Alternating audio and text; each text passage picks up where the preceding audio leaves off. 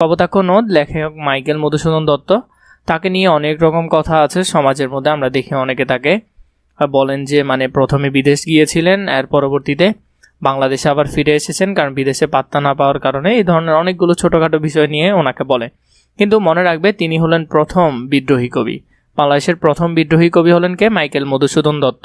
এরপরে প্রথম বিদ্রোহী কবি তিনি। এর পরবর্তীতে আরেকজন বিদ্রোহী কবি আছে, তিনি হলেন তরুণ বিদ্রোহী কবি। এবং তরুণ বিদ্রোহী কবি হলেন সুকান্ত ভট্টাচার্য, এবং শুধু বিদ্রোহী কবি হলেন কাজী নজরুল ইসলাম। এগুলো মনে রাখবে।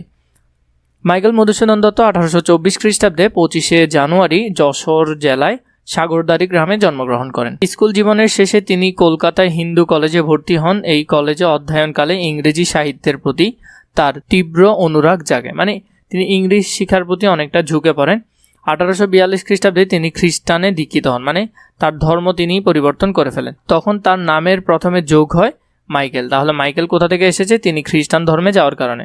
পাশ্চাত্য জীবনযাপনের প্রতি প্রবল আগ্রহ এবং ইংরেজি ভাষা ও সাহিত্যের প্রতি তীব্র আবেগ তাকে ইংরেজি ভাষা সাহিত্য রচনার উদ্বুদ্ধ করেন। মানে তিনি পশ্চিমা সভ্যতার প্রতি একটু ঝুঁকেছিলেন এবং ইংরেজি ভাষা ও সাহিত্যের তিনি উদ্বুদ্ধ হন, মানে লেখার জন্য তিনি আবেগ প্রকাশ করেন। পরবর্তীকালে জীবনের বিচিত্র কষ্টকর অভিজ্ঞতা তার এই ভুল ভেঙেছিল। মানে পরবর্তীতে যখন তিনি দেখলেন যে বিদেশে গিয়ে আসলে তেমন কোনো লাভ হচ্ছে না এবং তাকে ওইখানে কেউ পাত্তা দিচ্ছে না, তখন তিনি আবার পরবর্তীতে তার ভুল বুঝতে পারলেন এবং দেশের দিকে তিনি ধাবিত হলেন আস্তে আস্তে। বাংলা ভাষায় কাব্য রচনার মধ্যে দিয়ে তার কবি প্রতিভার যথার্থ স্ফূর্তি ঘটে। তখন তিনি বাংলা ভাষায় লিখতে শুরু করেন তার অমর কীর্তি মেঘনাদবধ কাব্য, এবং তিনিই প্রথম যে কাব্য রচনা করেন বড় বড়।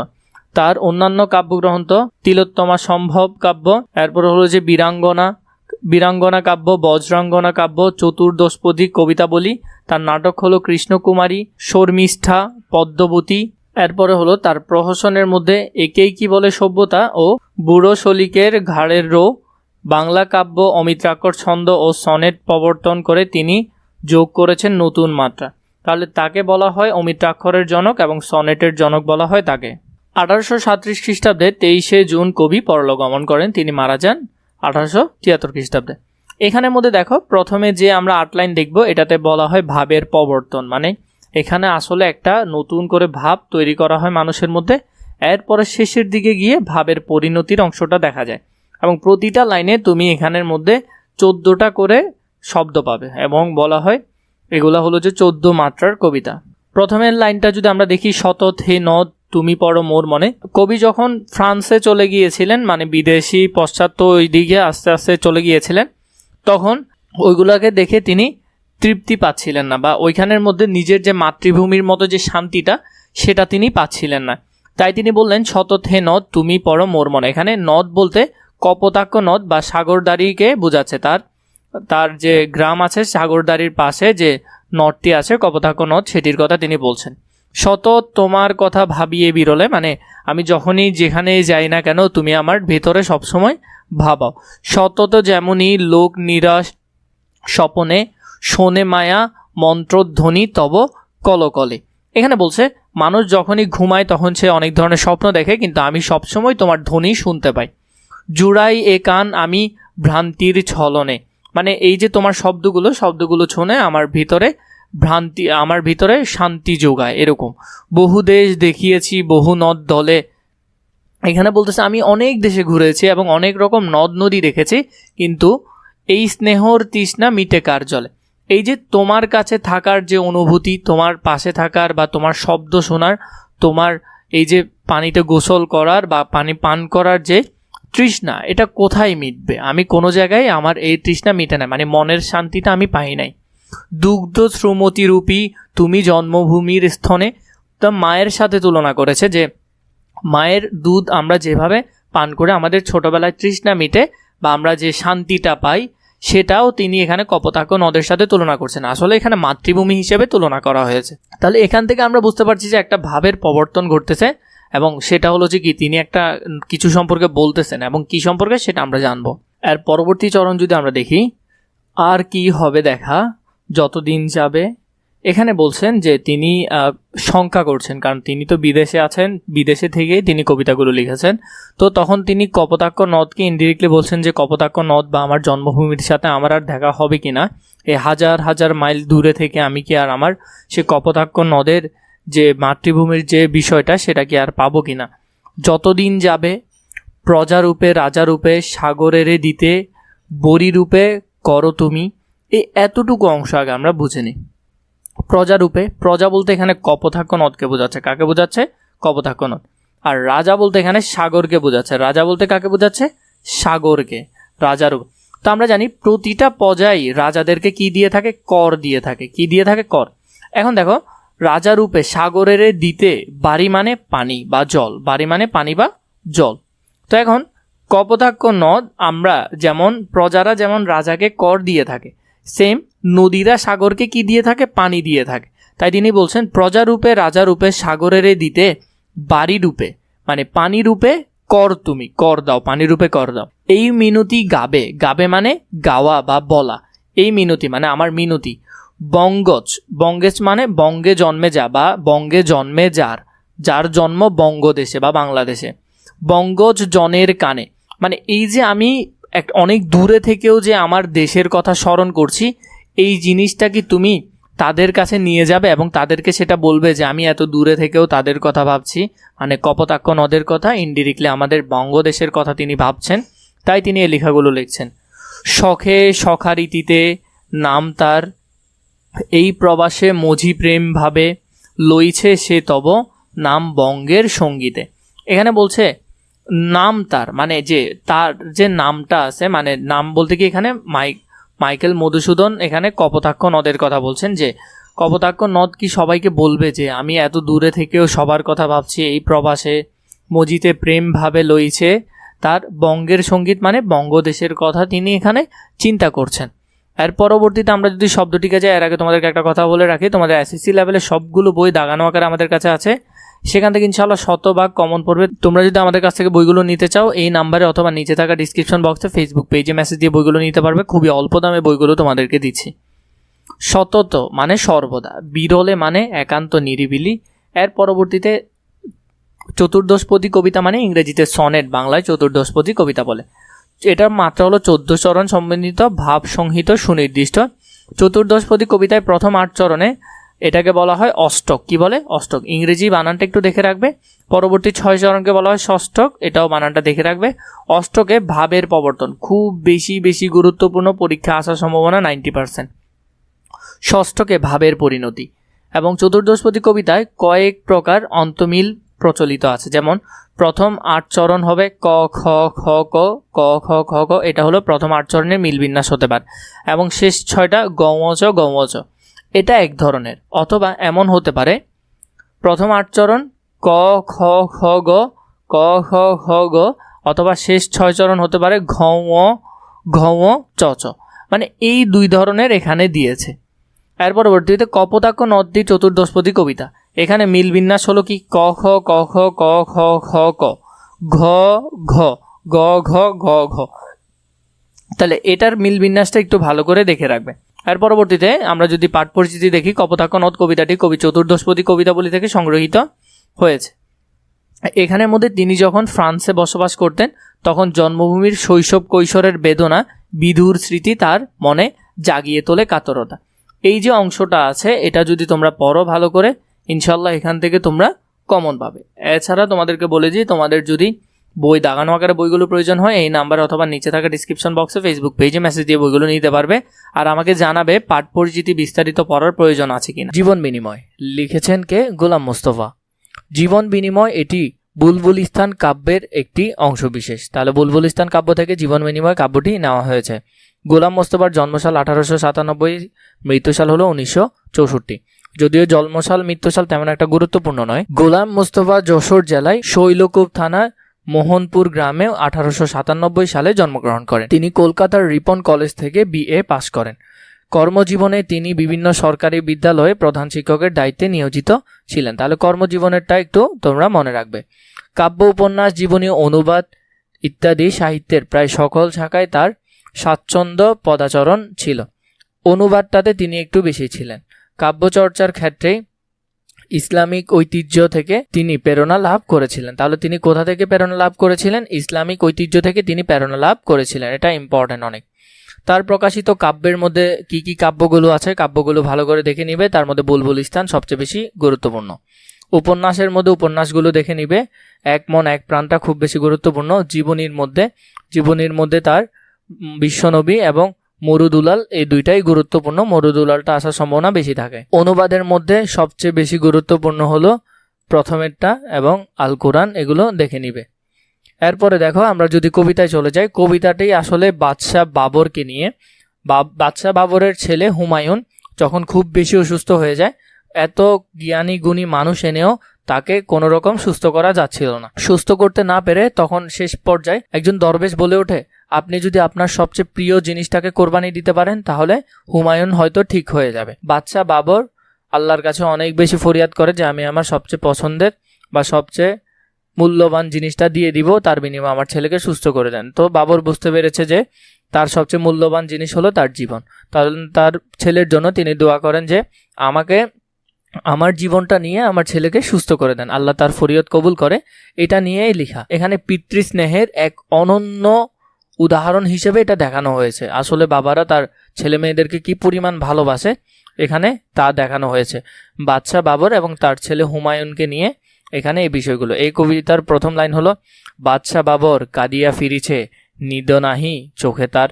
মানে বাদশাহ বাবর কান্নাকাটি করছে, নিদ মানে কি, ঘুম নেই তার চোখে। পুত্র তাহার হুমায়ুন বুঝি বাঁচে না এবার আর। মানে হুমায়ুন এত বেশি অসুস্থ যে তার ছেলে হুমায়ুন, বাবর হলো বাবা আর হুমায়ুন হলো ছেলে, হুমায়ুন এত বেশি অসুস্থ যে বাবার মনে হচ্ছে যে সে হয়তো আর বাঁচবে না। তো বাবার এই জন্য রাতে ঘুম পর্যন্ত হচ্ছিল না। চারিধারে তার ঘনায়ে এসিয়েছে মরণ অন্ধকার। এখানে চারিধারে মানে যেমন কি মনে হচ্ছে যে মরণ অন্ধকার চারপাশ ঘিরে আসছে এবং হুমায়ুন হয়তো মারা যাবে, বাবা এই আশঙ্কা করছেন। কারণ হুমায়ুনের রোগ কেউ ঠিক করতে পারছিল না। রাজ্যের যত বিজ্ঞ হাকিম কবিরাজ দরবেশ, মানে এ রাজ্যের মধ্যে যত বিজ্ঞ জ্ঞানী মানুষ হাকিম যারা ছিল, যারা চিকিৎসা করেন, কবিরাজ ছিল, দরবেশ ছিল, তারা এসেছে সবাই। দিতেছে বসিয়া ব্যবস্থা সবিশেষ, সেবা যত্নের বিধিবিধানের ত্রুটি নাহি একলেশ। মানে হুমায়ুনের যত্নে বা সেবায় কোনো ধরনের একটু ত্রুটি রাখতেছিল না, কোনো ধরনের ত্রুটি না রেখে ওকে সেবা যত্ন করতেছিল। কিন্তু তবু তার সেই দুরন্ত রোগ হাঁটিতেছে না কোহায়। মানে তার এই যে রোগটা হয়েছে, রোগটাকে বলেছে কি রোগ? দুরন্ত রোগ। যদিও এই রোগটা কোনো রকমই যাচ্ছিল না, এত সেবা যত্নের পরেও রোগটা যাচ্ছিল না। যত দিন যায় দুর্ভোগ তার ততই বাড়িয়া যায়। মানে যত দিন যাচ্ছে অসুস্থতা যেমন কি আরো বেশি বেড়ে যাচ্ছে। জীবন প্রদীপ নিবিয়া আসিছে। অন্তরবীর মানে এখানে মৃত্যুকে বোঝানো হয়েছে। জীবন প্রদীপ মানে জীবনের আয়ুষ্কালকে বোঝানো হচ্ছে। মানে এটা নিবিয়া মানে যেমন কি ও এখনই মারা যাবে, এমন এমন প্রতিদিন যখন যাচ্ছে বিষয়টা আরো বেশি স্পষ্ট হয়ে যাচ্ছে যে ও হয়তো মারা যাবে। সুদালো বাবর বজ্রকণ্ঠে বিষক বৃন্দে ডাকি, বলো বলো আজি সত্যি করিয়া দিও নাকো মোরে ফাঁকি। বাবর মানে বাদশাহ বাবর সবাইকে ডাকলো, ডেকে বললো বলো বলো আজি সত্যি করিয়া, মানে আমাকে সত্যি করে বলো, দিও নাকো মোরে ফাঁকি মানে আমাকে কোনো মিথ্যা আশা দিও না। এই রোগ হতে বাদশাহ শাহজাদার মুক্তি মিলিবে নাকি। বাদশাহ শাহজাদা বলতে এখানে হুমায়ুনকে বোঝানো হচ্ছে। তো রাজা বলতেছে, মানে বাদশাহ বাবর বলতেছে যে আমাকে তোমরা কেউ ফাঁকি দিও না, আমাকে সত্যিটা বলো, সত্যি করে বলো, এই রোগ হতে আমি কি আমার ছেলেকে মুক্তি দিতে পারবো বা বাঁচাতে পারবো? নতমস্তকে রহিল সবাই, কহিল না কোনো কথা। মানে সবাই মাথা নিচু করে রয়েছে, কেউ কিছু বলতেছে না। মুখর হইয়া উঠিল তাহাদের সে নিষ্ঠুর নীরবতা। মানে সেখানে যে নিষ্ঠুর এক নীরবতা বিরাজ করছে, কারণ কেউ কোনো কথা বলতেছে না, কেউ কোনো সলিউশন রাজাকে দিতে পারতেছিল না। শেলসম ৮০ বাবরের বুকে বিধিল কিসের ব্যথা। শেলসম ৮০ বাবরের বুকে বিধিল কিসের ব্যথা। এখানের মধ্যে যে কেউ কোনো ধরনের সলিউশন দিতে পারতেছিল না যে কিভাবে ঠিক হবে, এর জন্য রাজার মনে নতুন করে এক ব্যথার সৃষ্টি হলো। হেনকালে এক দরবেশ উঠিয়া কহিল সুলতান। এখানের মধ্যে থেকে একজন দরবেশ উঠে কহিল সুলতান, সবচেয়ে তবে শ্রেষ্ঠ যে ধন দিতে যদি পারো দান, মানে আপনার যে শ্রেষ্ঠ ধন আছে সেটা যদি আপনি দিতে পারেন, খুশি হয়ে তবে বাঁচাবে আল্লাহ বাদশাহ শাহজাদার প্রাণ। একজন দরবেশ উঠে বলতেছে সুলতানকে বলতেছে, মানে বাবরকে বলতেছে, সবচেয়ে তবে শ্রেষ্ঠ ধন, মানে আপনার যেটা সবচেয়ে প্রিয় ধন বা জিনিস সেটা যদি আপনি দিতে পারেন তাহলে আল্লাহ খুশি হয়ে বাদশাহ শাহজাদা মানে হুমায়ুনকে প্রাণ রক্ষা দিতে পারে বা বাঁচাতে পারে। এই জন্য কি হয়েছে দেখো, শুনিয়া সে কথা কহিল বাবর, শঙ্কা নাহিক মনি, তাই যদি হয় প্রস্তুত আমি দিতে সেই কোরবানি। মানে যদি এটা ঠিকই কাজ করে তাহলে আমি এই কোরবানি দিতে রাজি আছি। সবচেয়ে মোর শ্রেষ্ঠ যে ধন জানি তাহা আমি জানি, মানে তিনি জানেন পৃথিবীর সবচেয়ে শ্রেষ্ঠ ধন কি, তিনি সেটা জানেন। এতেক বলিয়া আসন পতিয়া নিরিবিলি গৃহতল, গভীর ধ্যানে বসিল বাবর শান্ত অচঞ্চল। মানে তিনি তার গৃহতলে মানে ঘরের মধ্যে একটা ধ্যানে বসেছেন, তিনি আল্লাহর কাছে ফরিয়াদ করতেছেন, মানে আল্লাহর কাছে প্রার্থনা করতেছেন। এখানের মধ্যে গভীর রাতে বসিয়া বাবর তিনি শান্ত হয়ে আল্লাহর কাছে প্রার্থনা করতেছেন। প্রার্থনারত দুটি হাত তাহার নয়নে অশ্রুজল, মানে তিনি প্রার্থনা করতেছেন দুই হাত তুলে আল্লাহর কাছে এবং তার চোখ দিয়ে পানি পড়ছে, কান্না করে করে বলছে আর কি যে আমার জীবনটা নিয়ে হলো বা আমার সবচেয়ে দামি জিনিস কি আমার জীবন, সেটা নিয়ে হলো আমার ছেলেকে যাতে রক্ষা করে। কহিল কাদিয়া হে দয়াল খোদা, হে রহিম রহমান, মোর জীবনের সবচেয়ে প্রিয় আমারই আপন প্রাণ। মানে তিনি বলছেন যে আমার জীবনের সবচেয়ে দামি জিনিস হলো আমার নিজের জীবন, তাই নিয়ে প্রভু পুত্রের প্রাণ করো মোরে প্রতিদান। মানে আমার জীবনটা নিয়ে তুমি আমার ছেলের জীবনটা কি করো, প্রতিদান হিসেবে দাও। তাহলে এখানে এই বাদশাহ বাবর কিন্তু মরে যাননি, তিনি আত্মত্যাগ দিয়েছেন তার ছেলের জন্য। পিতার এক গভীর ভালোবাসা এখানে ফুটে উঠছে তার ছেলের জন্য। স্তব্ধ নীরব গৃহতল, মুখে নাহি কারো বাণী, গভীর রজনী সুপ্তিমগন নিখিল বিশ্বরানী। মানে তিনি এখান থেকে বুঝতে পারছেন যে তার ঘরটা একটু নীরব হয়ে গেছে, আকাশে বাতাসে ধ্বনিতেছে যেন গোপন কি কানাকানি। মানে আকাশ বাতাস যেমন কি কথা বলছে, এবং তিনি এখান থেকে বুঝতে পেরেছেন যে আল্লাহ তার প্রার্থনা কবুল করেছেন। সহসা বাবর ফুকারি উঠিল, নাহি ভয় নাহি ভয়, প্রার্থনা মোর কবুল করেছে আল্লাহ যে দয়াময়, পুত্র আমার বাঁচিয়া উঠিবে মরিবে না নিশ্চয়। এখন তিনি এখানে বলছেন যে এই আকাশে বাতাসের কানাকানির কারণে তিনি অনুমান করতে পেরেছেন যে আল্লাহ তাআলা তার প্রার্থনা কবুল করেছেন এবং তার ছেলে বেঁচে উঠবে। ঘুরিতে লাগিল পুলকে বাবর পুত্রের চারিপাশ, মানে এই যে আল্লাহ তার প্রার্থনা কবুল করেছে তা নিয়ে তিনি এবার তার ছেলের আশেপাশে ঘুরতে লাগলেন। নিরাশ হৃদয় সে যেন আশার দৃপ্তি জয় উল্লাস, মানে তার হৃদয় এখন একটু জয় উল্লাস করে উঠলো এবং তার ছেলে বেঁচে যাবে এজন্য তিনি খুশি হয়ে উঠলেন। তিমির রাতের তোরণে উষার পূর্বাভাস, সেদিন হতে রোগ লক্ষণ দেখা দিল বাবরের। মানে এরপর থেকে বাবর মানে বাদশাহ বাবর আস্তে আস্তে অসুস্থ হতে লাগলেন, মানে তা হুমায়ুনের বাবা আস্তে আস্তে অসুস্থ হতে লাগলেন।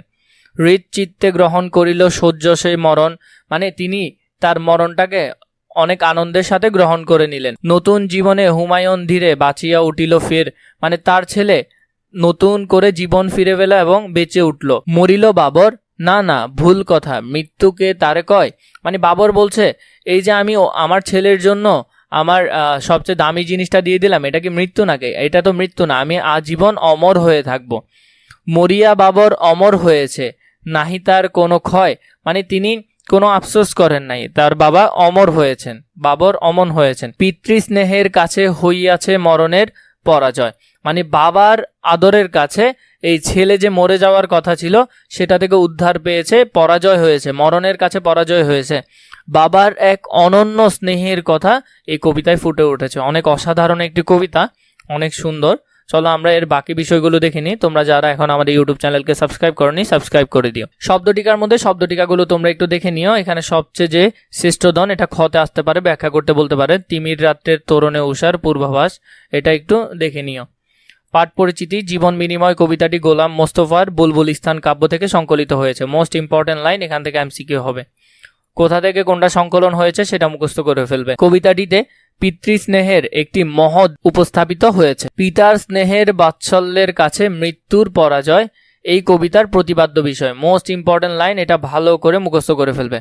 এরপরে তোমরা যদি এটা পড়ো, এটা পড়লে এখানের মধ্যে একজন দরবেশ বলেছিল যে তা আপনার যদি আর শ্রেষ্ঠ ধনটা দিয়ে দেন তাহলে আপনার ছেলে বেঁচে উঠবে। এই কবিতার লাইনগুলো এখানে দিয়েছে। এভাবে পিতৃস্নেহের কাছে মরণ পরাজয় ঘটল, অর্থাৎ সন্তানের প্রতি পিতার অপরিসীম ভালোবাসা ও অনুভূতি প্রকাশ পেয়েছে কবিতাটিতে।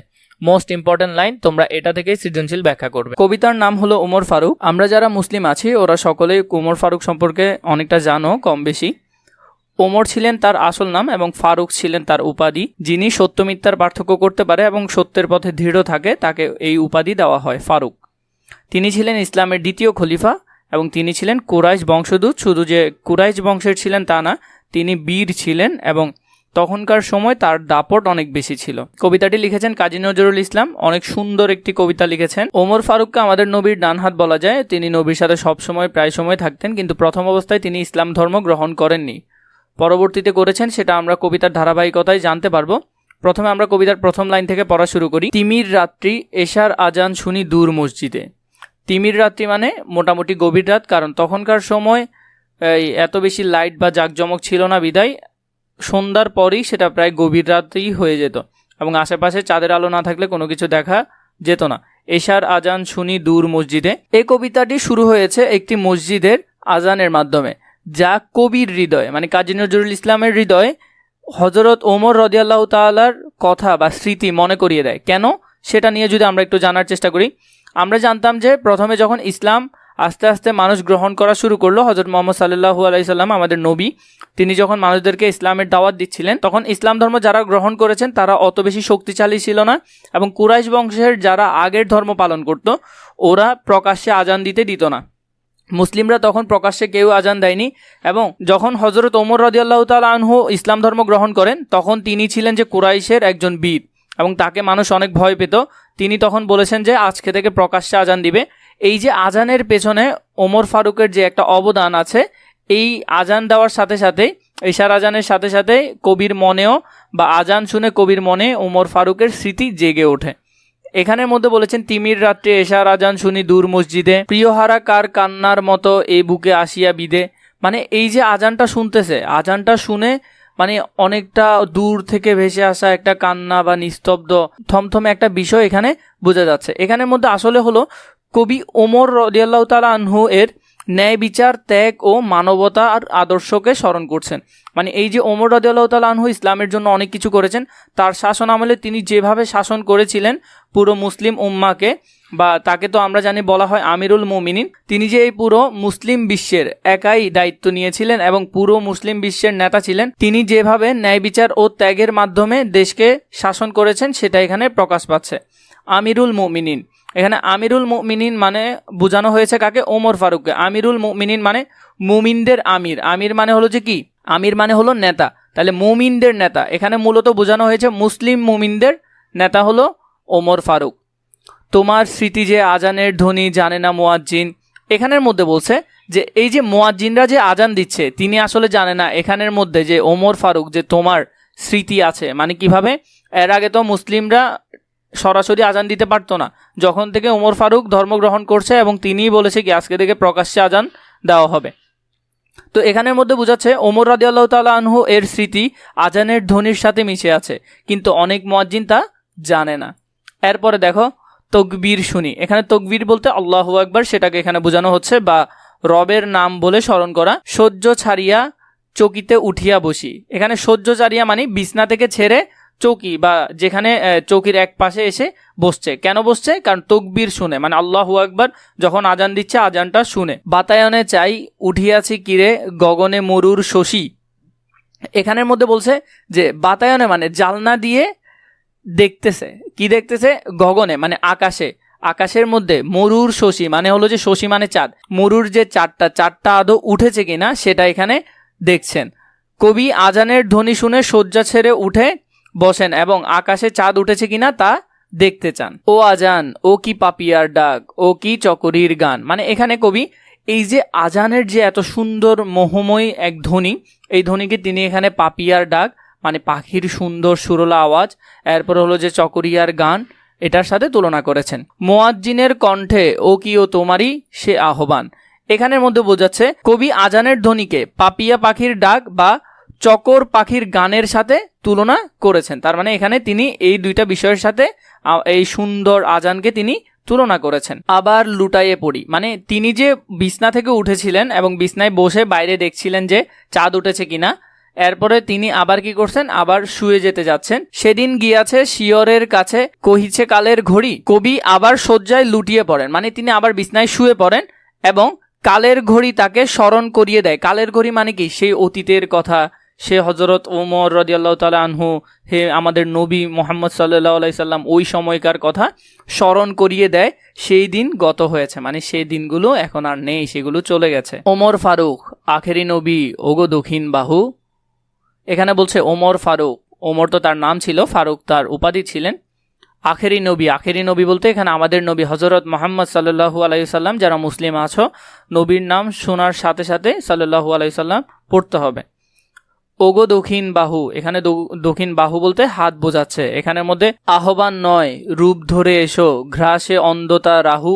এখানের মধ্যে কবি বলছেন যে ওমর ফারুক হলেন আমাদের নবী, আখেরি নবী হজরত মুহাম্মদ সাল্লাল্লাহু আলাইহি সাল্লামের দক্ষিণ বাহু, এবং তার আহ্বান করছেন কবি যাতে তিনি আসে, কারণ তিনি আসলেই কি হয়ে যাবে, অন্ধকার দূর হয়ে যাবে। এখানে মেনত কবি বোঝাচ্ছেন, কবি ওমর রাদিয়াল্লাহু তাআলা আনহুকে সম্বোধন করে বলেন যে তিনি শেষ নবীর দক্ষিণ বাহু, মানে শেষ নবী বলতে আমাদের হযরত মুহাম্মদ সাল্লাল্লাহু আলাইহি সাল্লামের দক্ষিণ বাহু, এবং তার আহ্বান অন্ধকারকে কি করে ফেলবে, গ্রাস করে ফেলবে।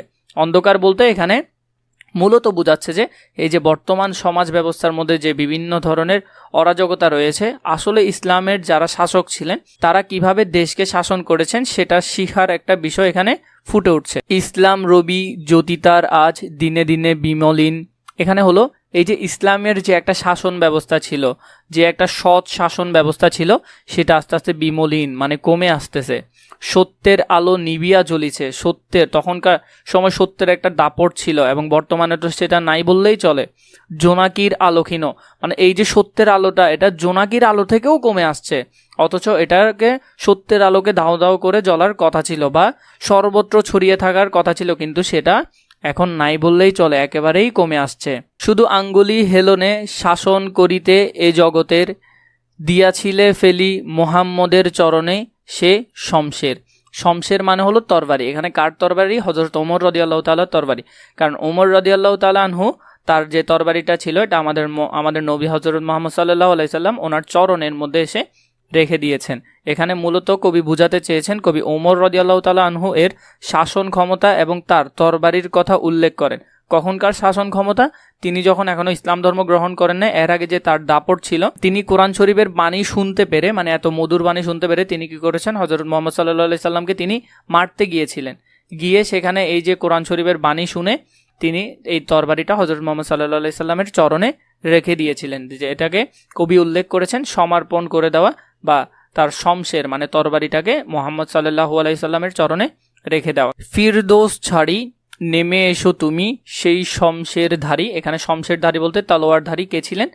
ওমর রাদিয়াল্লাহু তাআলা আনহু ছিলেন, কিন্তু তিনি তো তখন ইসলাম এখনো গ্রহণ করেননি। আর একবার লোহিত সাগরে লালে লাল হয়ে মরি। এখানে ইসলামের জন্য ত্যাগ যে করেছেন, এই ত্যাগের বিষয়টা বুঝাচ্ছেন কবি। এখানে মূলত বুঝাতে চেয়েছেন কবি ওমর রাদিয়াল্লাহু তাআলা আনহুকে ফেরদৌস মানে স্বর্গ ছেড়ে নেমে আসার আহ্বান জানান। তরবারি ধরে লোহিত সাগরে লাল হয়ে মরার কথা বলেন। এখানের মধ্যে মূলত ইসলামের জন্য যে ত্যাগ, যে নিজের ধর্মকে ছেড়ে দেওয়া এবং সবকিছু ছেড়ে দেওয়া। ইসলাম ধর্ম গ্রহণ করতে হলে অনেক কিছুকে বর্জন করতে হয়, যা আল্লাহ নিষেধ করেছেন। ইসলাম সে তো পরশ মানিক, তাকে কে পেয়েছে খুঁজি, পরশে তাহার সোনা হলো যারা, তাদেরই মোরা বুঝি।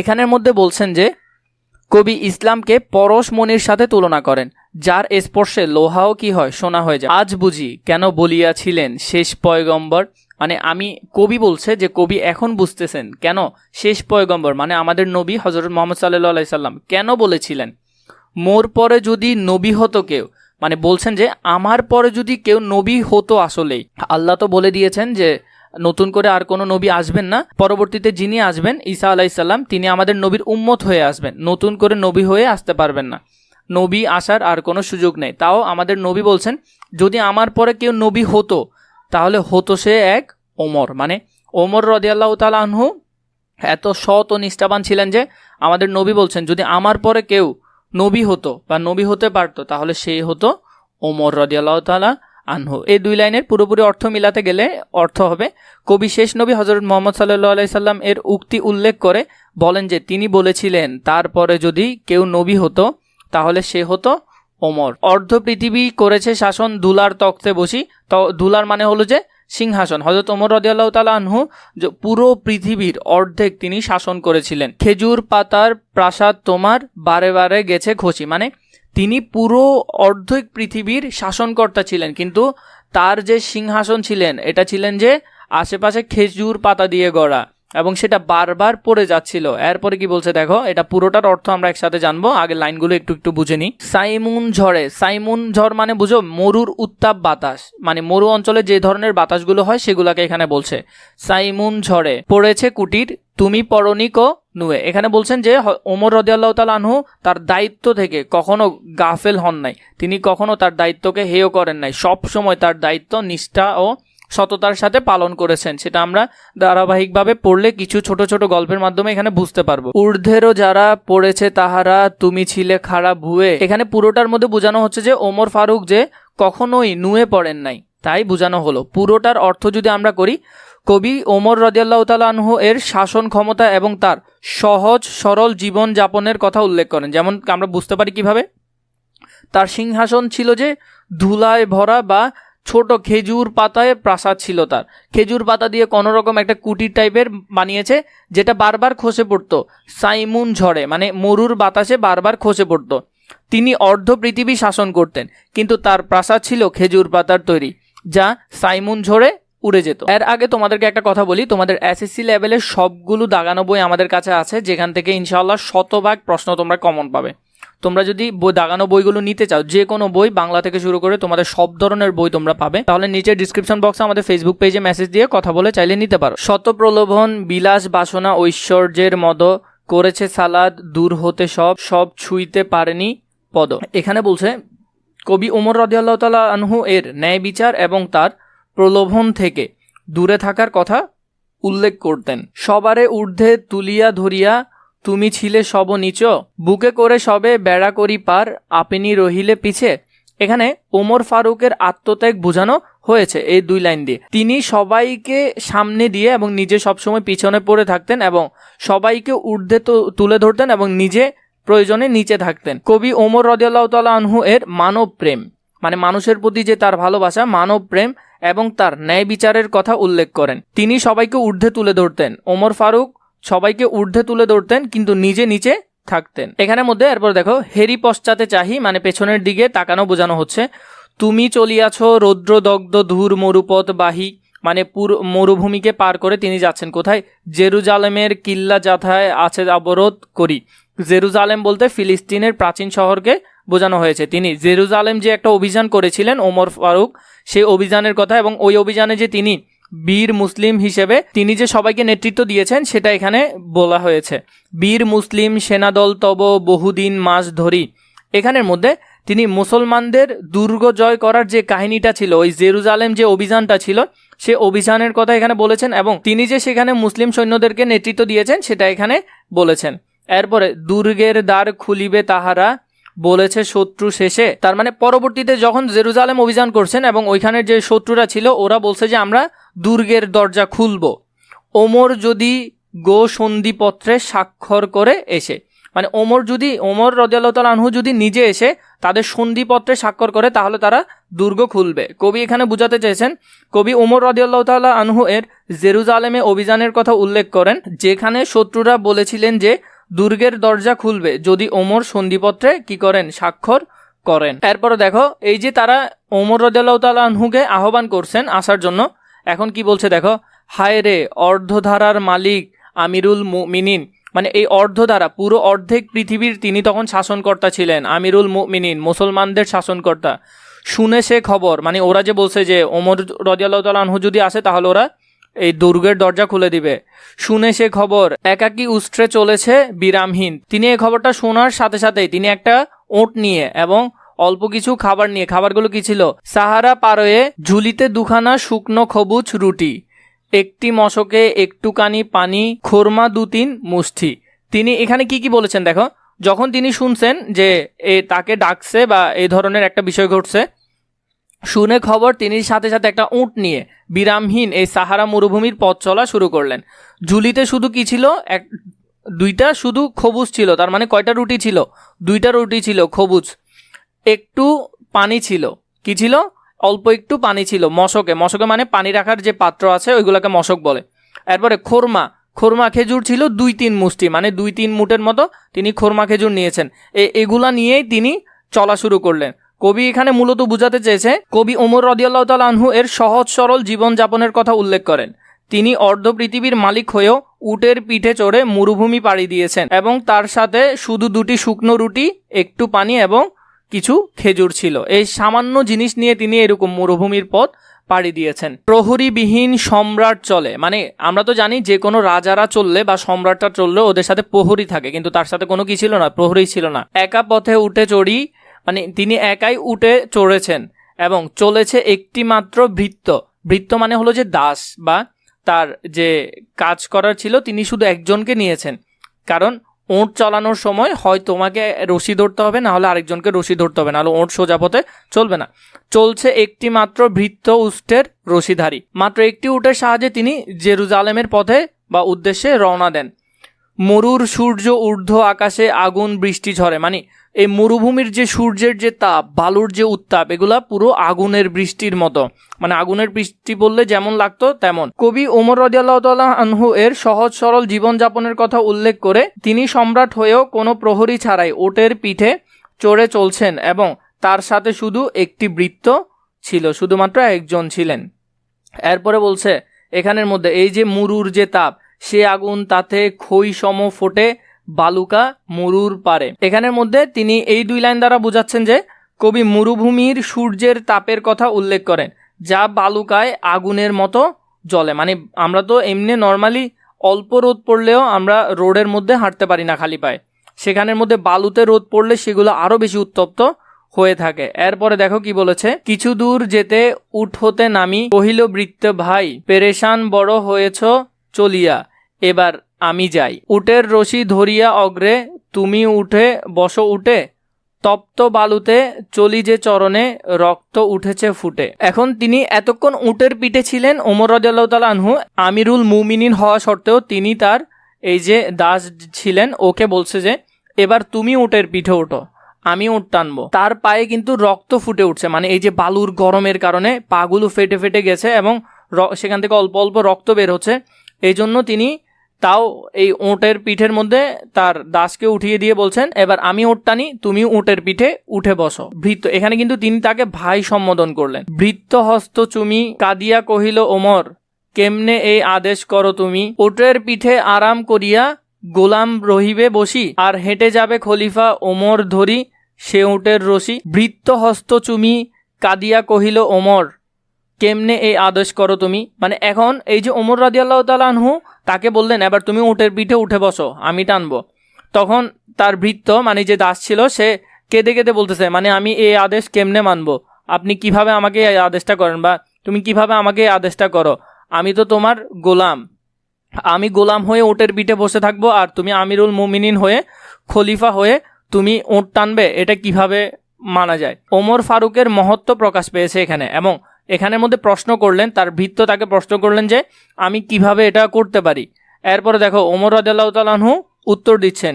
খলিফা হাসিয়া বলে, মানে হযরত ওমর রাদিয়াল্লাহু তাআলা আনহু হেসে হেসে বলছেন, তুমি জিতে গিয়ে বড় হতে চাও। নিজের দিক থেকে খলিফা তখন ভাবছেন যে আল্লাহ যদি তাকে জিজ্ঞেস করে, তো এখন তিনি বলছেন এমনই ছলে রোজ কিয়ামতে আল্লাহ যেদিন কহিবে, মানে আল্লাহ যদি ওমরকে জিজ্ঞেস করেন তুমি মুসলিমদের জন্য কি করেছো, বা মুসলিমদের সুখের জন্য তুমি কি করেছো, ওরে করে নি খলিফা মুসলিম যাহা তোর সুখ তোর তরে। এখানের মধ্যে বলছেন যে তুমি মুসলিম জাহানের যে খলিফা হলে তুমি মুসলমানদের সুখের জন্য কি করেছো। এখানে মানবিকতা এবং আল্লাহর ভয় দুটোই এখানে প্রকাশ পেয়েছে। ওমর রাদিয়াল্লাহু তাআলা আনহুর উত্তরও ছিল এটা যে তুমি উটের থেকে নেমে হাঁটবে এবং তুমি মহৎ হয়ে যাবে, বা আল্লাহ যদি আমাকে কিয়ামতের দিন জিজ্ঞেস করে যে আমি তোমাদের জন্য কি করেছি, তখন আমি তোমাদের সুখের জন্য কি করেছি, আমি কি জবাব দিব। এই জন্য তিনি এটা বললেন। এখানে কবি মূলত বোঝাতে চেয়েছে, ওমর রাদিয়াল্লাহু তাআলা আনহু হেসে বলেন যে বৃত্ত যদি বড় হতে চায় তাহলে তাকে এমনই করে করতে হবে। তিনি আরও বলেন যে কিয়ামতের দিন আল্লাহ তাকে জিজ্ঞেস করবেন যে তিনি মুসলমানদের সুখের জন্য কি করেছেন। কি দিব জবাব, কি করিয়া মুখ দেখাবো রাসূলে ভাই, মানে বলছে এখানে যে আমি যদি এখন তোমাকে টানতে দেই, আমি আবার উঠে যাই এবং আমার নবীকে আমি কি জবাব দিব ভাই। আমি তোমাদের প্রতিনিধি শুধু, মোর অধিকার নাই আরাম সুখের মানুষ হইয়া নিতে মানুষের সেবা, ইসলাম বলে সকলে সমান, কেউ বড় ক্ষুদ্র কে বা। এখানের মধ্যে বলছে ওমর রাদিয়াল্লাহু তাআলা আনহু যে তিনি মুসলমানদের প্রতিনিধি মাত্র এবং তার কোনো এখানে অধিকার নাই, মানে তিনি ওদের সব কিছু দেখতে হবে, তিনি শুধু প্রতিনিধি, এতটুকুই। এই না যে তিনি অনেক মহৎ বা বড় কিছু এখানে, তিনি সামান্য তোমাদের মতো মানুষ এবং তোমাদের প্রতিনিধি, তোমাদের দুঃখ দুর্দশা এগুলো দেখার দায়িত্ব পড়েছে ওনার। এই জন্য উনি সব কিছু ফেলে তোমাদের এই বিষয়গুলো খুঁটে খুঁটে দেখেন। তিনি আরও বলেন যে ইসলামে সবাই সমান, কেউ বড় বা ছোট নয়, ইসলামের মধ্যে যারা আছে সকলেই সমান। ইসলামের মূল বক্তব্য হলো যে সমতা। ইসলামের মূল বক্তব্য কি? এখানে সমতা। এখানের মধ্যে কেউ বড় বা কেউ ছোট নয়। এই না যে যে একটু আগে যে দাস ছিল সে দাস হিসেবে ও দাসের মতো আচরণ করবে এবং ওমরের সাথে যে তিনি সম্রাট তার মধ্যে সম্রাটের সাথে আচরণ করতে হবে এমন কিছু নেই। তাই তিনি ওদেরকে ভাই বা বন্ধু সম্বোধন করেন। এজন্য তিনি বলেন যে এখানে আমি আহামরি কোনো কিছু নই, আমি শুধু তোমাদের প্রতিনিধি মাত্র। তুমি মুসলিম হয়ে একজন মুসলিম হিসেবে যতটুকু আমিও অতটুকু, আমি শুধু আমার দায়িত্বটা পালন করছি। এরপরে দেখো, ভৃত্য চড়িল উটের পিঠে, ওমর ধরিল রশি। মানে ভৃত্য মানে তার দাস এবার উটের পিঠে চড়ে বসলো। এত কথার পর পারতেছে না আর ওমর রাদিয়াল্লাহু তাআলা আনহুর সাথে, যে ওনাকে বুঝাবে কে। মানুষের স্বর্গে তুলিয়া ধরিয়া ধুলায় নামিল শশী। এখানের মধ্যে বুঝাচ্ছেন যে ভৃত্য উটের পিঠে চড়ে এবং ওমর রাদিয়াল্লাহু তাআলা আনহু উটের রশি ধরে হেঁটে চলেন। কবি বলেন যে ওমর মানুষকে স্বর্গে তুলে ধরেছেন এবং নিজে ধুলায় নেমে এসেছেন, মানে তাকে এখানে চাঁদের সাথে তুলনা করা হয়েছে। এরপর দেখো এখানে লেখা আছে ওমর ফারুক প্রতিনিধি হয়ে বিশেষ দায়িত্ব পালন করছেন শুধুমাত্র। এরপরে দেখো, জানি না সেদিন আকাশে পুষ্প বৃষ্টি হইল কিনা। কবি এখন ভাবছেন আর কি গান গাহিল মানুষে সেদিন বন্দি বিশ্ববাণী। জানি না সেদিন ফেরেস্তা তব করেছে কিনা স্তব, অনাগত কাল গিয়েছে শুধু জয় জয় হে মানব। এখানের মধ্যে ওমর ফারুকের মানবিকতা প্রকাশ পেয়েছে কিনা তাই প্রকাশিত হয়। এই পুরো অংশটুকু থেকে কবি মূলত বুঝাতে চেয়েছেন, কবি বলেন যে তিনি জানেন না সেদিন আকাশে ফুল বৃষ্টি হয়েছিল কিনা বা মানুষ কি গান গেয়েছিল। তিনি আরও বলেন যে ফেরেশতারা সেদিন ওমর রাদিয়াল্লাহু তাআলা আনহু এর স্তব গেয়েছিল এবং অনাগত কাল শুধু জয় জয় হে মানব গেয়েছিল, মানে ওমর ফারুকের জন্য। এরপরে দেখো, তুমি নির্বাক এক খোদা ছাড়া করি না কো কারো ভয়। তিনি বলছেন যে আমি এক আল্লাহ ছাড়া কাউকে ভয় করি না। সত্যব্রত তোমায় তাইতে সবে উদ্ধত কয়। এখানের মধ্যে এই দুই লাইন দ্বারা তিনি বুঝাচ্ছেন যে কবি ওমর রাদিয়াল্লাহু তাআলা আনহু এর নির্বাকতা এবং সত্যের প্রতি তার নিষ্ঠার কথা উল্লেখ করেছেন এই দুই লাইনে। মানুষ হইয়া মানুষের পূজা, মানুষেরই অপমান, তাই মহাবীর খালেদের তুমি পাঠাইলে ফরমান। সিপাহ সালারে ইঙ্গিতে তব কহিলে মুমিনুল সেনা, বিশ্ব বিজয়ী বীরের শাসিত, মানে শাসনকালে এতটুকু টলিলে না। এখানের মধ্যে খালেদ যে বিষয়টা, আমরা ওনার সম্পর্কে অনেক কিছুই জানি অনেকে, এবং একজন মুসলিম হিসেবে তো ওনার সম্পর্কে জানা বেশি প্রয়োজন। খালেদ বিন ওয়ালিদ আমাদের একজন বীর সেনাপতি ছিলেন এবং তিনি 100-র বেশি যুদ্ধে করেছেন এবং সেগুলোতে জয়লাভ করেছেন। খালেদ বিন ওয়ালিদের মধ্যে ওমরের আল্লাহর প্রতি ভয় উদাহরণ হিসেবে এখানে প্রকাশ পেয়েছে। কবি মূলত এখানে আসলে বোঝাতে চেয়েছে, কবি ওমর রাদিয়াল্লাহু তাআলা আনহু এর মানব প্রেম এবং তার ন্যায় বিচারের কথা উল্লেখ করেন। তিনি মহাবীর খালেদকে ফরমান পাঠিয়েছিলেন এবং তার ইঙ্গিতে সেনারা বিশ্ববিজয়ী বীরকে শাসন করেছিলেন। মানব প্রেমিক আজিকে তোমারে সারি, মনে পড়ে তব মহত্ব কথা, সেদিন সে বিভাবরী, নগর ভ্রমণে বাহিরিয়া তুমি দেখিতে পারিলে দূরে। এখানের মধ্যে এই যে পুরো অংশটা আছে, এখানে ছোট একটা বিষয় সম্পর্কে বলা আছে। আগে আমি তোমাদেরকে যদি বিষয়টা একটু বলে নিই। যখন হযরত ওমর রাদিয়াল্লাহু তাআলা আনহু খলিফা ছিলেন এবং তার কাঁধে দায়ভার এসে পড়ে যে পুরো অর্ধেক বিশ্বের মুসলিমের সব ভালো মন্দ তাকে দেখতে হবে, তখন তিনি বিভিন্ন মানুষদের ঘরে ঘরে যেতেন এবং কাদের কি অবস্থা তিনি একটু শোনার বা জানার চেষ্টা করতেন যে তার আমলে মানুষ কেমন আছে। তো এরকম করে যখন তিনি বের হলেন, মানব প্রেমিক আজিকে তোমারই সরি, মনে পড়ে তব মহত্ব কথা, সেদিন সে বিভাবরী, নগর ভ্রমণে বাহিরিয়া তুমি দেখিতে পাইলে দূরে। মানে এই যে তিনি নগর ভ্রমণে বের হলেন এবং তিনি দেখতে পেলেন যে দূরে মায়ের গিরিয়া ক্ষুধাতে দুটি শিশু, কয়টা শিশু? 2টা শিশু শকুরুন সুরে কাঁদিতেছে। মানে কি এই যে 2টা ছেলে তাদের খিদা লেগেছে তাই তারা কান্না করছে। আর দুঃখিনী মাতা ছেলেরে ভুলাতে হায়, মানে যে এই যে তাদের মা ছিল, এই 2টা শিশুর মা, তিনি তাদেরকে এই যে খাবারের খিদাটা ভুলানোর জন্য উনুনে শূন্য হাঁড়ি চড়াইয়া কাঁদিয়া অকুলে চায়। মানে তিনি এই যে শুধু শূন্য হাঁড়ি, মানে কোনো কিছু নাই, এরকম একটা হাঁড়ি আগুনের মধ্যে বসায় রাখছে যাতে ছেলেরা বুঝতে পারে যে কিছু রান্না হচ্ছে। এরকম অবস্থায় তিনি আকাশের দিকে চেয়ে থাকেন এবং নিজেও কান্না করেন। শুনিয়া সকল কাঁদিতে কাঁদিতে ছুটে গেল মদিনাতে। মানে যখন এই ব্যাপারটা শুনতে পারলেন এবং তারা মদিনাতে ছুটে গেলেন। বাইতুল মাল, যেখানে খাবারগুলো স্টক করে রাখা হয় বা বিভিন্ন ধরনের মানুষের খাবার থাকে, বাইতুল মাল হইতে লইয়া ঘৃত আটা, ঘৃত মানে হলো যে এখানে ঘি আর আটা, নিজ হাতে হযরত ওমর রাদিয়াল্লাহু তাআলা আনহু কি করলেন, নিজ হাতে ঘি আর আটার বস্তা বের করলেন। বলিলে এসব চাপাইয়া দাও আমার পিঠে। তখন এই যারা আশেপাশে মানুষ ছিল ওদেরকে বলছে, এই ঘি আর আটার বস্তা দোনোটা আমার পিঠে উঠাই দাও, পরে আমি লইয়া যাব বাহিয়া এই সব দুঃখিনী মায়ের ঘরে। তিনি তখন বলতেছেন, এগুলো আমি আমার পিঠে করে ওদের ঘরে পর্যন্ত পৌঁছে দিয়ে আসব। একজন মানুষ কি পরিমাণ দায়িত্ববান হলে এই ধরনের খোঁজ খবর নিয়ে এবং তার নিজের পিঠে করে, কারণ এই নিজের পিঠে নেওয়ার কারণ কি, তিনি বুঝতেছেন যে এটা তার ব্যর্থতা, যে তার আমলের মানুষ ক্ষুধার কারণে কান্না করছে, তিনি এটা ভাবছেন।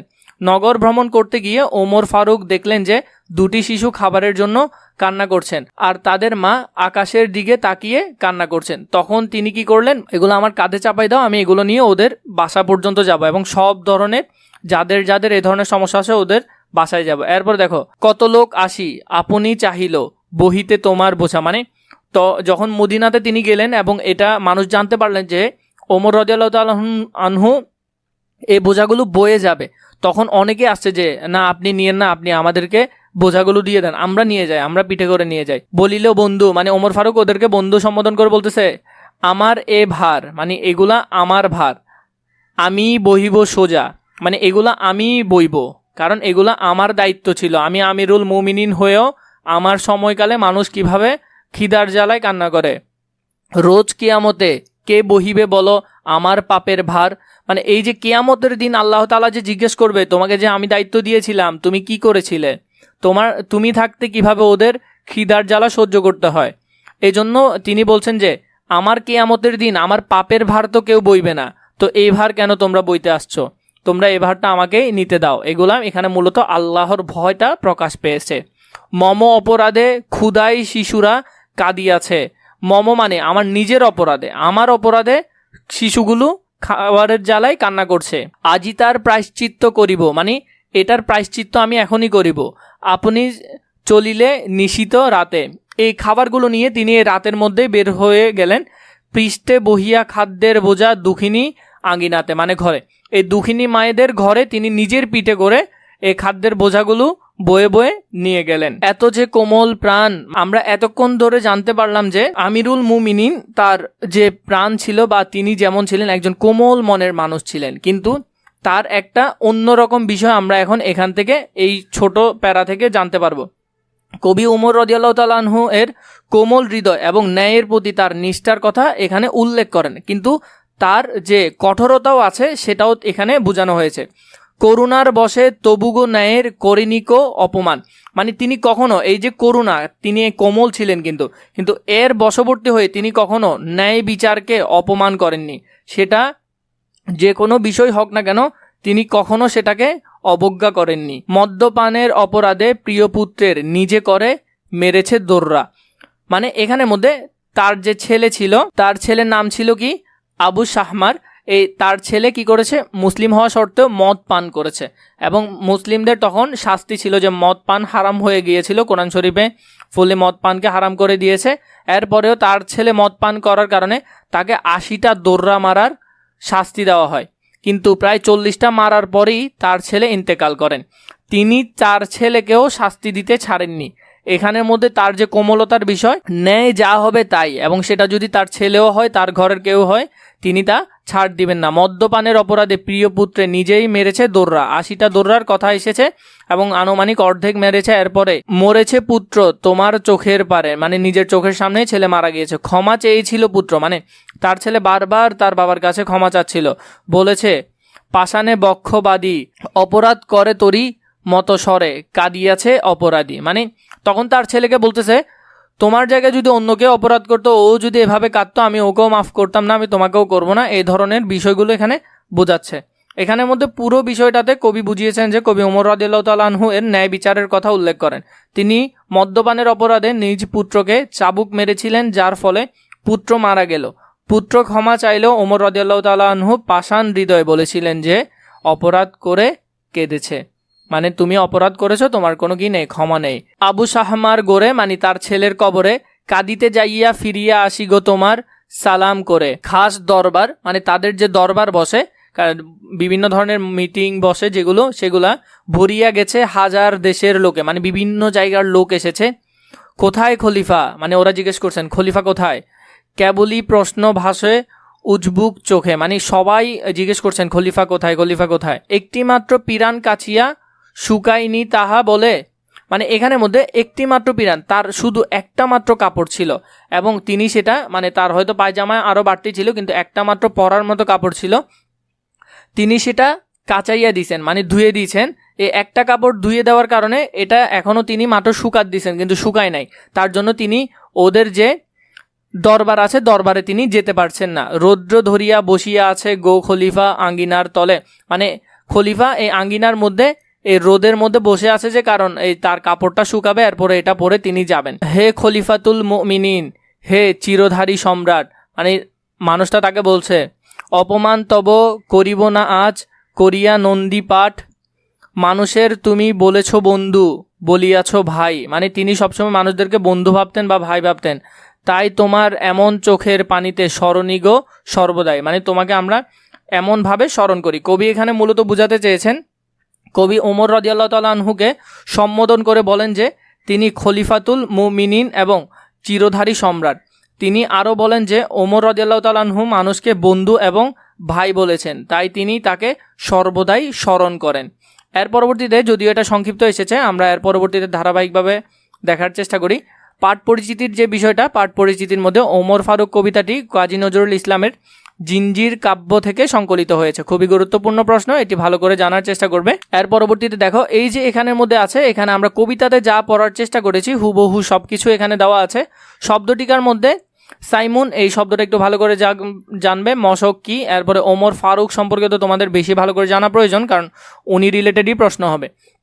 ইসলামের দ্বিতীয় খলিফা, তার খেলাফতের সময়কাল ছিল 634 থেকে 644 খ্রিস্টাব্দ। তার শাসনামলে ইসলামী রাষ্ট্র সীমানা আরব রাজ্য থেকে মিশর তুর্কিস্তানের সীমানা পর্যন্ত প্রসারিত ছিল। অনেক আরব থেকে শুরু করে মিশর, পুরা তুর্কিস্তান, মানে ওই সাইড পুরাটা ছিল। একজন ন্যায়নিষ্ঠা ও গণতন্ত্র মানা রাষ্ট্রনায়ক হিসেবে তার খ্যাতি চির অম্লান। ফারুক হজরত ওমরের উপাধি ছিল, যিনি সত্য ও মিথ্যার মধ্যে পার্থক্য নিরূপণ করতে পারতেন, তাকেই ফারুক বলা হয়। হযরত ওমর রাদিয়াল্লাহু তাআলা আনহু ছিলেন সত্যের উপর দৃঢ়চিত্ত উপাসক। তোমার স্মৃতিতে যে আজান ধ্বনি জানে না মুয়াজ্জিন, মানে এই যে আমরা জানি যে হযরত ওমর রাদিয়াল্লাহু তাআলা আনহুর কারণে প্রকাশ্যে আজান দেওয়া শুরু হয়েছে, এটা অনেক মুয়াজ্জিন হয়তো জানেই না। জেরুজালেম ফিলিস্তিন রাষ্ট্রের একটি প্রাচীন শহরের নাম হলো জেরুজালেম, যেটা নিয়ে বর্তমানে অনেক ঝামেলা হচ্ছে। আবু শাহমা মদ পানের কারণে তাকে 80টা বেত্রাঘাত করা হয় এবং এর ফলে শেষ পর্যন্ত সে মৃত্যুবরণ করে। নামটা মনে রাখবে, সেই দিন এই মাঠ। কবিতাটি অনেক সুন্দর, আমরা ধারাবাহিকভাবে কবিতার সবগুলো বিষয়বস্তু পড়ার চেষ্টা করব। চলো শুরু করি। জীবনানন্দ দাশের জন্মসাল হলো 1899, বরিশাল শহরে জন্মগ্রহণ করেন। তার পিতার নাম ছিল সত্যেন্দ্র দাস, মাতা ছিলেন কুসুম কুমারী এবং তার মাও কিন্তু একজন লেখক ছিলেন। ওনার মায়ের নামটা প্রায় আসে, তোমরা একটু জানার চেষ্টা করবে। কুসুম কুমারী দাসও ছিলেন একজন স্বভাব কবি। জীবনানন্দ দাশ বরিশালে ব্রজমোহন স্কুল, ব্রজমোহন কলেজ ও কলকাতা প্রেসিডেন্সি কলেজে শিক্ষালাভ করেন। 1921 সালে কলকাতা বিশ্ববিদ্যালয় থেকে ইংরেজি সাহিত্যে MA ডিগ্রি লাভের পর তিনি অধ্যাপনা শুরু করেন এবং সুদীর্ঘকাল তিনি অধ্যাপনার কাজে নিযুক্ত ছিলেন। জীবনানন্দ দাশ প্রধানত আধুনিক জীবন চেতনার কবি। এটা খুবই গুরুত্বপূর্ণ বিষয় এবং এটা MCQতে সবচেয়ে বেশি আসে। বাংলা প্রকৃতির রূপবৈচিত্র্যে কবি নিমগ্ন চিত্ত। কবির দৃষ্টিতে বাংলাদেশ এক অনন্য রূপসী। কার দৃষ্টিতে? জীবনানন্দ দাশের দৃষ্টিতে। এটা খুবই গুরুত্বপূর্ণ।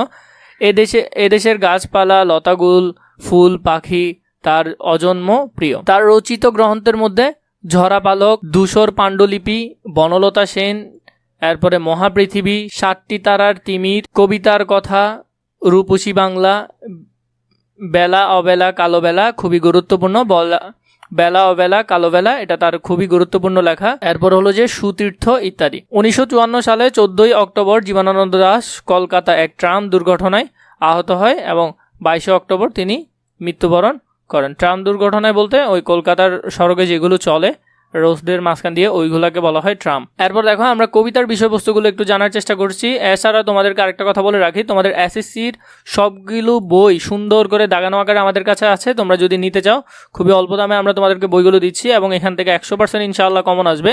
তোমরা যদি বইগুলো নিতে চাও নিচে ডিসক্রিপশন বক্সে আমাদেরকে মেসেজ করলে হবে। নিচে ডিসক্রিপশন বক্স আমাদের ফেসবুক পেজে মেসেজ দিলেই তোমরা বইগুলো পেয়ে যাবে। চলো আমরা কবিতাটা পড়া শুরু করি। সেই দিন এই মাঠ স্তব্ধ হবে না কো জানি। কবি এখানে বোঝাচ্ছেন যে এই যে প্রকৃতির সৌন্দর্য আছে এটা কখনো পৃথিবী যতদিন টিকে থাকবে এটা টিকে থাকবে, কিন্তু কবি নিজে কখনো এখানে থেমে থাকতে পারবেন না। মানে মানুষ মরণশীল যে বিষয়টা এখানে তা বুঝিয়েছেন। কবি বলছেন একদিন এই মাঠ হয়তো স্তব্ধ হয়ে যাবে, অর্থাৎ সব কিছু থেমে যাবে, কিন্তু প্রকৃতি তার নিজের নিয়মে চলতে থাকবে। মানুষের জীবন শেষ হয়ে গেল প্রকৃতি তার গতিপথে অটল থাকে। মানে এই যে প্রকৃতি বিষয়টা বা আমাদের আশেপাশের যে সৌন্দর্য দৃশ্যগুলো এগুলো হয়তো থাকবে, কিন্তু তুমি হয়তো থাকবে না একদিন।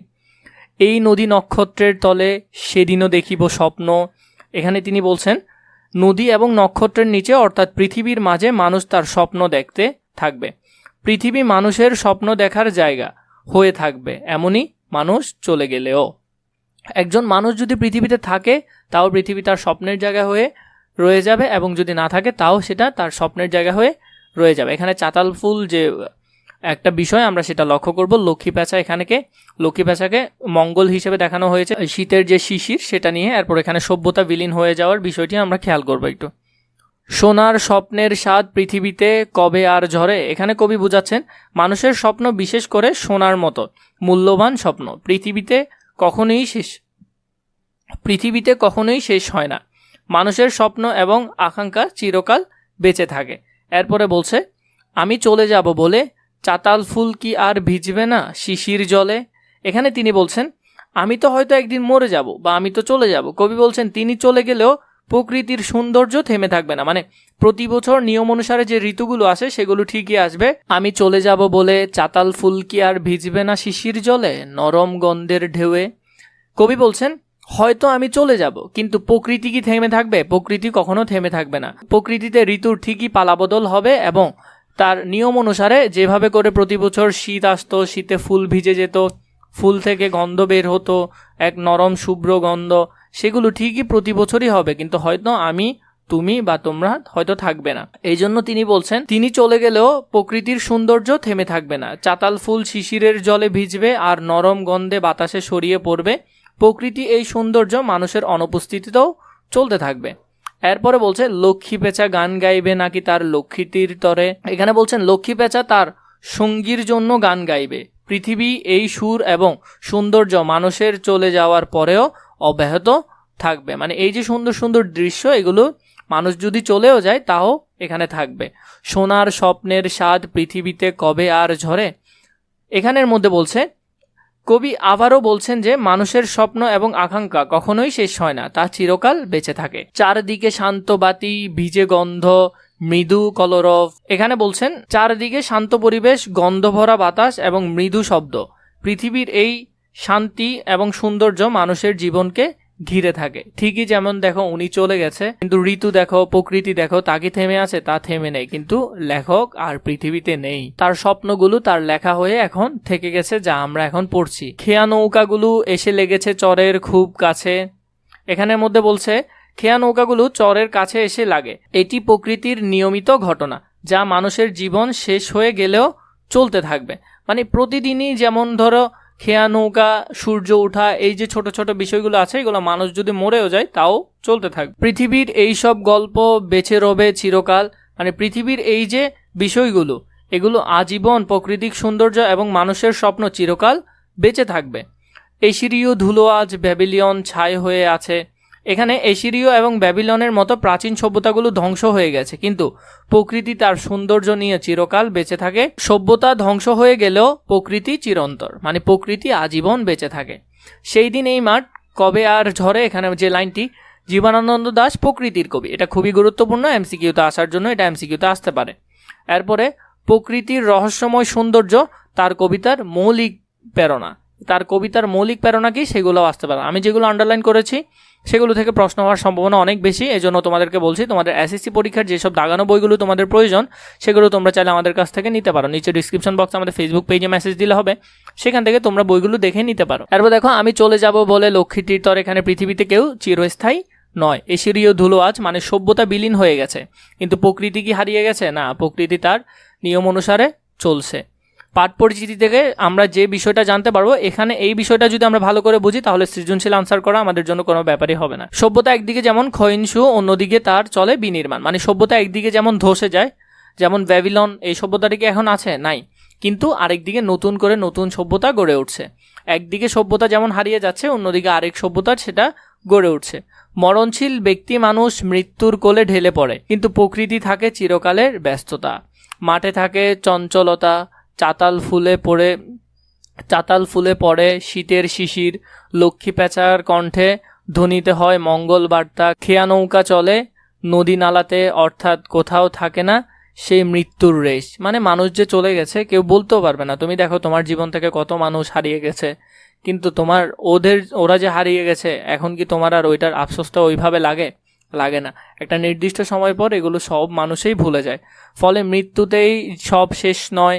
পৃথিবীর বহমানতা মানুষের সাধারণ মৃত্যু রহিত করতে পারে না। প্রকৃতপক্ষে মানুষের মৃত্যু আছে, কিন্তু এই জগতে সৌন্দর্যের মৃত্যু নেই, মানুষের স্বপ্নেরও মরণ নেই। এই লাইনটাও খুবই গুরুত্বপূর্ণ, এটা ভালো করে দেখার চেষ্টা করবে। চলো আমরা প্রথম থেকে যদি একটু দেখে নিই। বৃষ্টি, এই কবিতাটি লিখেছেন ফররুখ আহমদ। তিনি মুহূর্তের কবিতা কাব্য থেকে এটি নিয়েছেন, মুহূর্তের কবিতা কাব্য। তাহলে এই বৃষ্টি কবিতাটি কোথা থেকে সংকলিত হয়েছে? মুহূর্তের কবিতা কাব্য থেকে সংকলিত হয়েছে। ফররুখ আহমদ 1918 সালে জন্মগ্রহণ করেন, 1974 সালে মৃত্যুবরণ করেন। জন্মসাল মৃত্যুসাল এগুলো তেমন একটা গুরুত্বপূর্ণ নয়। প্রতি বছর বোর্ড তোমরা যদি অ্যানালাইসিস করো তাহলে দেখবে যে সাল থেকে খুবই কম প্রশ্ন আসে। তাই আমি তোমাদেরকে বলবো কবিতার খুঁটিনাটি ইনফরমেশন এবং কবি পরিচিতির ভিতরে যে তথ্যগুলো আছে এগুলো কালেক্ট করো, যাতে তোমাদের এসএসসি পরীক্ষা খুবই ভালো হয়। চলো আমরা এটি ভালো করে দেখে নিই। ফররুখ আহমদ 1900, আমি এখানে যেগুলো দাগিয়ে দিয়েছি সেগুলোই বেশি গুরুত্বপূর্ণ, বাকিগুলো আমরা এমনি দেখব, কারণ যদি চলে আসে তখন যাতে আমরা অনুমান করে আনসার করতে পারি।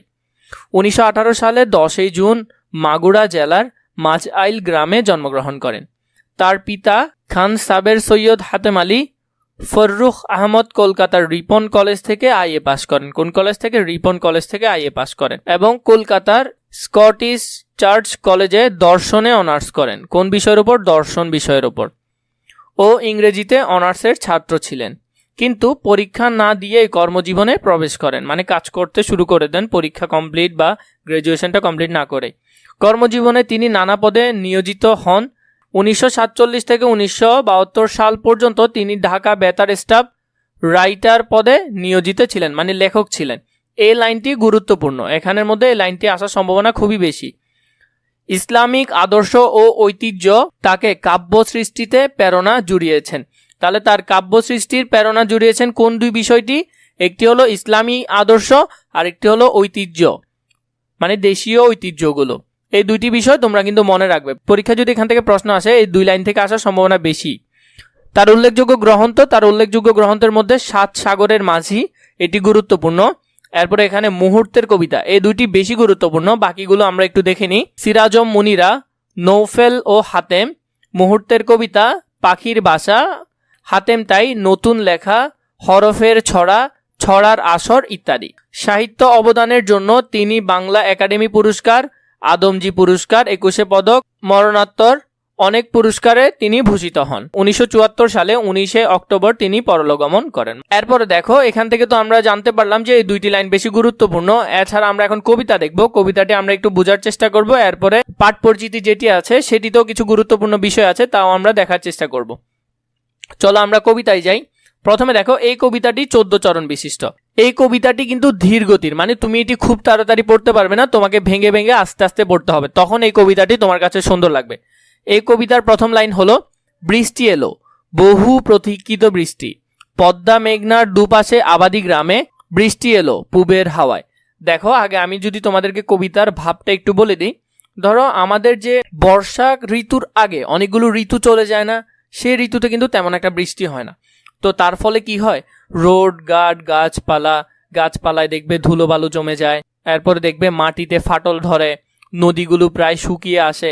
এই যে একটা অবস্থা, তার ব্যতিক্রম হয়ে আসে কি বর্ষার সময় কিন্তু তুমি এর ব্যতিক্রম দেখতে পারবে।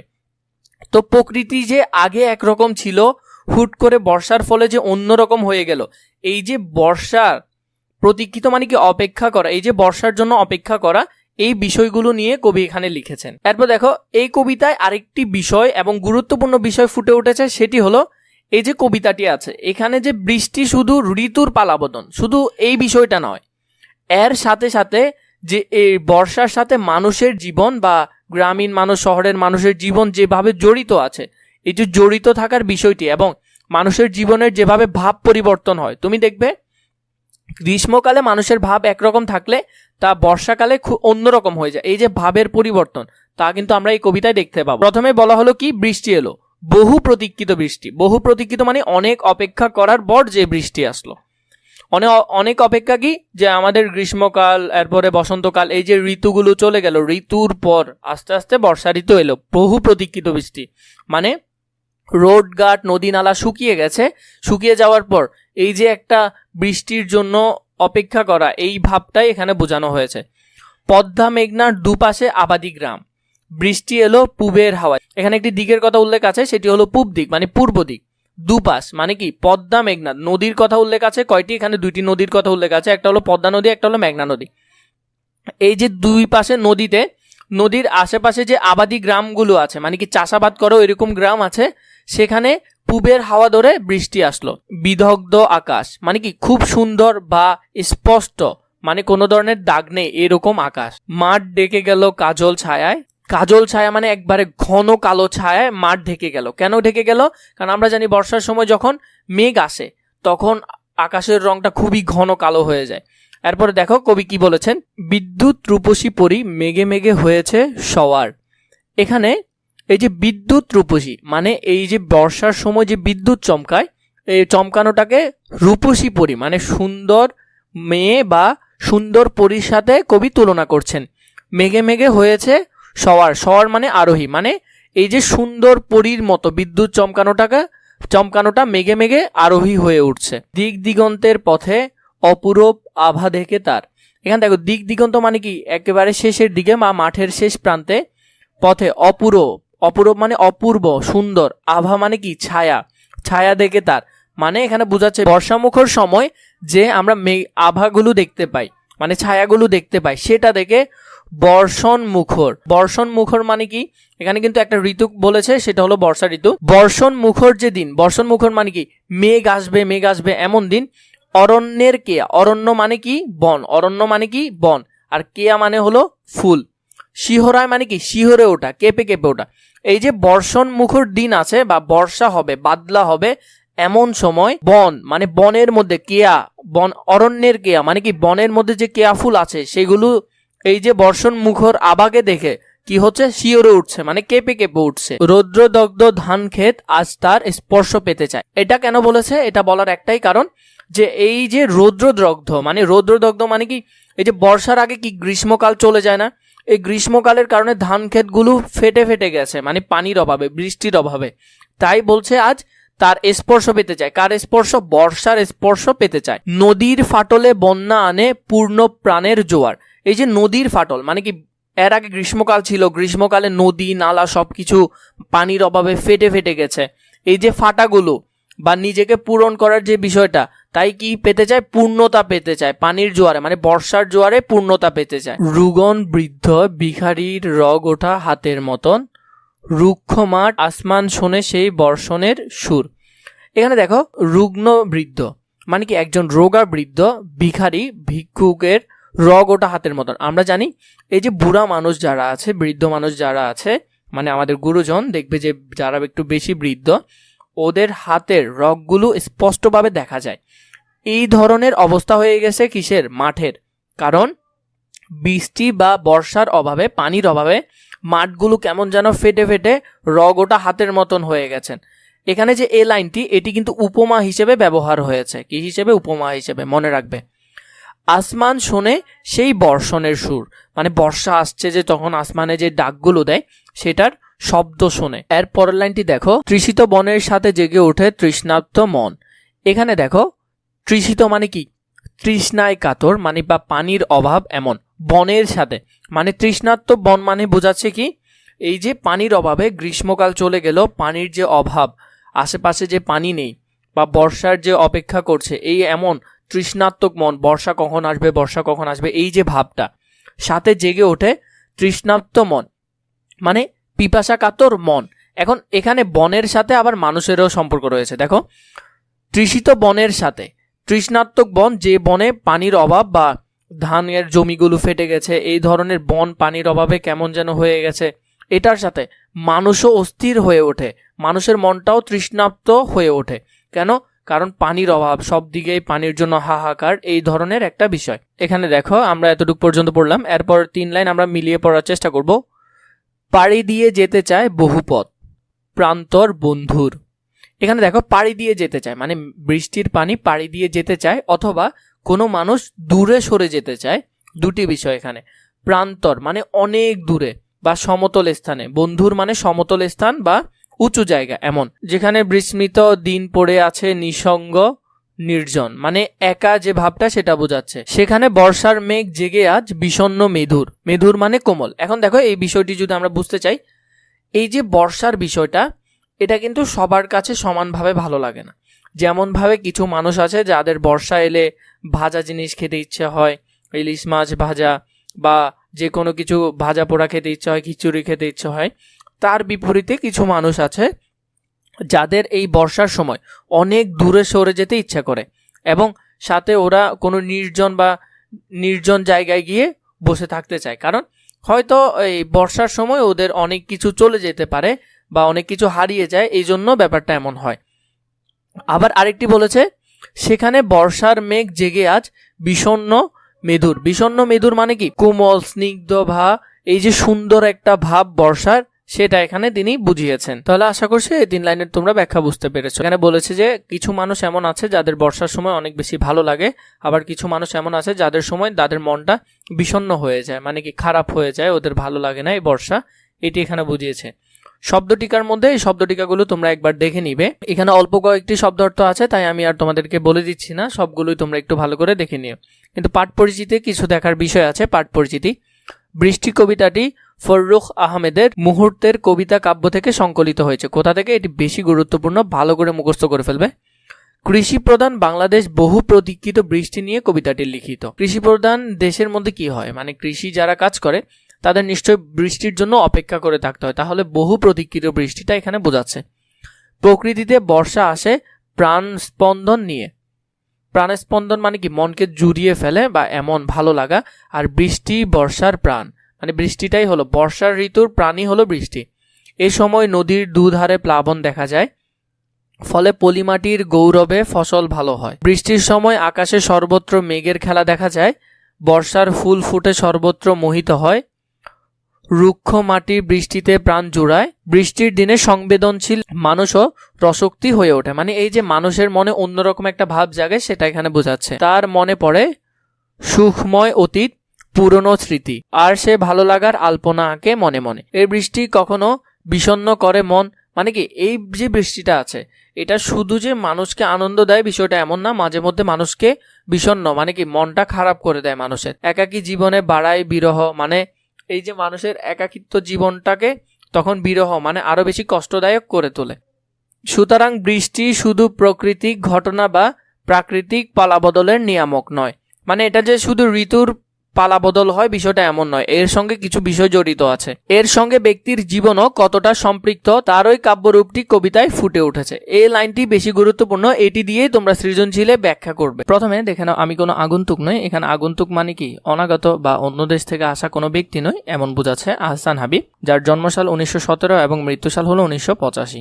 যদিও জন্ম মৃত্যু সালগুলো তোমাদের জন্য অত বেশি গুরুত্বপূর্ণ নয়, তোমরা বেশিরভাগ ক্ষেত্রে বেসিক যে ইনফরমেশনগুলো আছে কবিতার বিষয়বস্তুগুলো খেয়াল করবে। আহসান হাবিব 1917 সালে 2 জানুয়ারি ফিরোজপুর জেলার শঙ্করপাশা গ্রামে জন্মগ্রহণ করেন। তার গ্রামের নামটা একটু মনে রাখবে। তিনি বরিশালের ব্রজমোহন কলেজ IA পর্যন্ত অধ্যয়ন করেন। কর্মজীবনে তিনি সাংবাদিকতাকে পেশা হিসেবে গ্রহণ করেন। গভীর জীবনবোধ ও আশাবাদ তার কবিতাকে বিশিষ্ট ব্যঞ্জনা মানে নতুন একটি মাত্রা দেওয়ার চেষ্টা করেছে। এটা তোমাদের জন্য খুবই গুরুত্বপূর্ণ, এই 2টা ওয়ার্ড তোমরা মনে রাখার চেষ্টা করবে।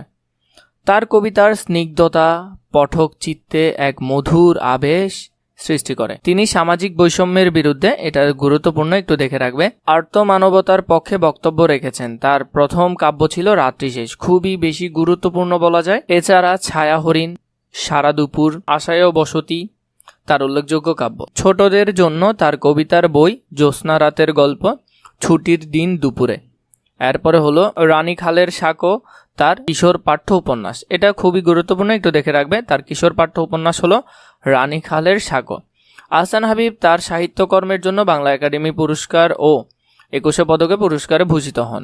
দৈনিক বাংলা পত্রিকার সাহিত্যিক সম্পাদক থাকাকালে 1985 সালের 10 জুলাই তার জীবনাশন ঘটে। পরবর্তীতে আমরা কবিতার বিষয়বস্তু এবং কবিতায় কি কি আছে তা আমরা একটু দেখার চেষ্টা করব।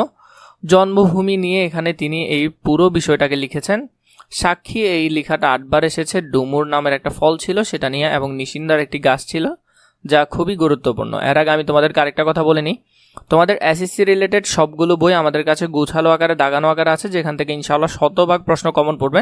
তোমরা যদি বইগুলো নিতে চাও নিচে ডিসক্রিপশন বক্সে আমাদের ফেসবুক পেজে মেসেজ করলে অথবা এই নাম্বারটিতে মেসেজ করলে তোমরা ইনশাআল্লাহ PDF আকারে পেয়ে যাবে, এবং খুবই অল্প দামে আমরা বইগুলো দিচ্ছি, তোমরা চাইলে নিয়ে দেখতে পারো। আসমানের তারা সাক্ষী, সাক্ষী এই জমিনের ফুল, এখানের মধ্যে কবি বোঝাতে চেয়েছেন যে আকাশের তারা এবং মাটির ফুল তারা সাক্ষী, অর্থাৎ তারা তার অস্তিত্বকে চেনে এবং প্রমাণ করে যে তিনি এই জায়গারই অংশ, মানে তিনি যে এই জায়গারই লোক বা এই জায়গারই একজন মানুষ, তা বোঝাতে এখানে এই কথাটি বলেছেন। এই নিশিরাইতে বাঁশবাগান বিস্তর জোনাকি সাক্ষী, দেখো এখানে জোনাকিকে এনেছে, জোনাকিও বলছে গভীর রাতে বাঁশবাগানের জোনাকির আলো জ্বলছে, এই জোনাকিরাও কবির সাক্ষী, অর্থাৎ তারা তাকে চেনে। সাক্ষী এই জারুল জামরুল, সাক্ষী পুবের পুকুর, এখানে মধ্যে 2টা গাছের কথা বলছে, জারুল গাছ জামরুল গাছ।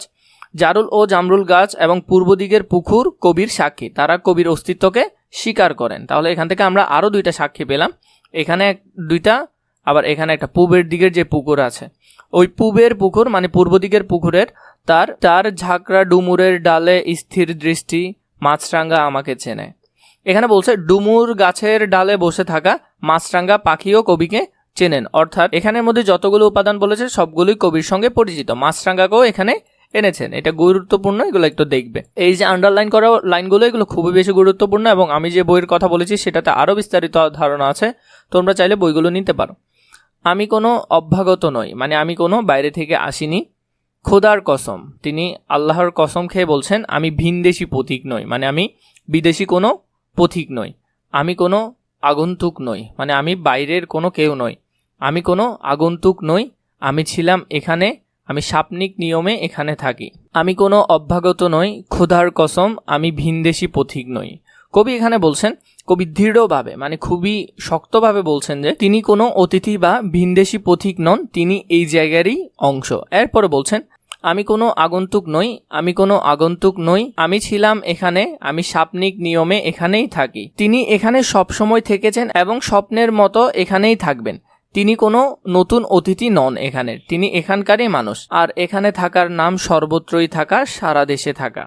এখানে কবি বলছেন এখানে থাকা অর্থই হলো সারা দেশে থাকা, অর্থাৎ তিনি এই মাটির সঙ্গে গভীরভাবে যুক্ত, এই বিষয়টা এখানে ফুটে উঠছে। আমি কোনো আগন্তুক নই, এই খড় রৌদ্র জলজ বাতাস মেঘ ক্লান্ত বিকেলের পাখিরা আমাকে চেনে। রোদ বাতাস মেঘ বিকেলের ক্লান্ত পাখিরাও কবিকে চেনে, তারা জানে যে তিনি তাদেরই অংশ।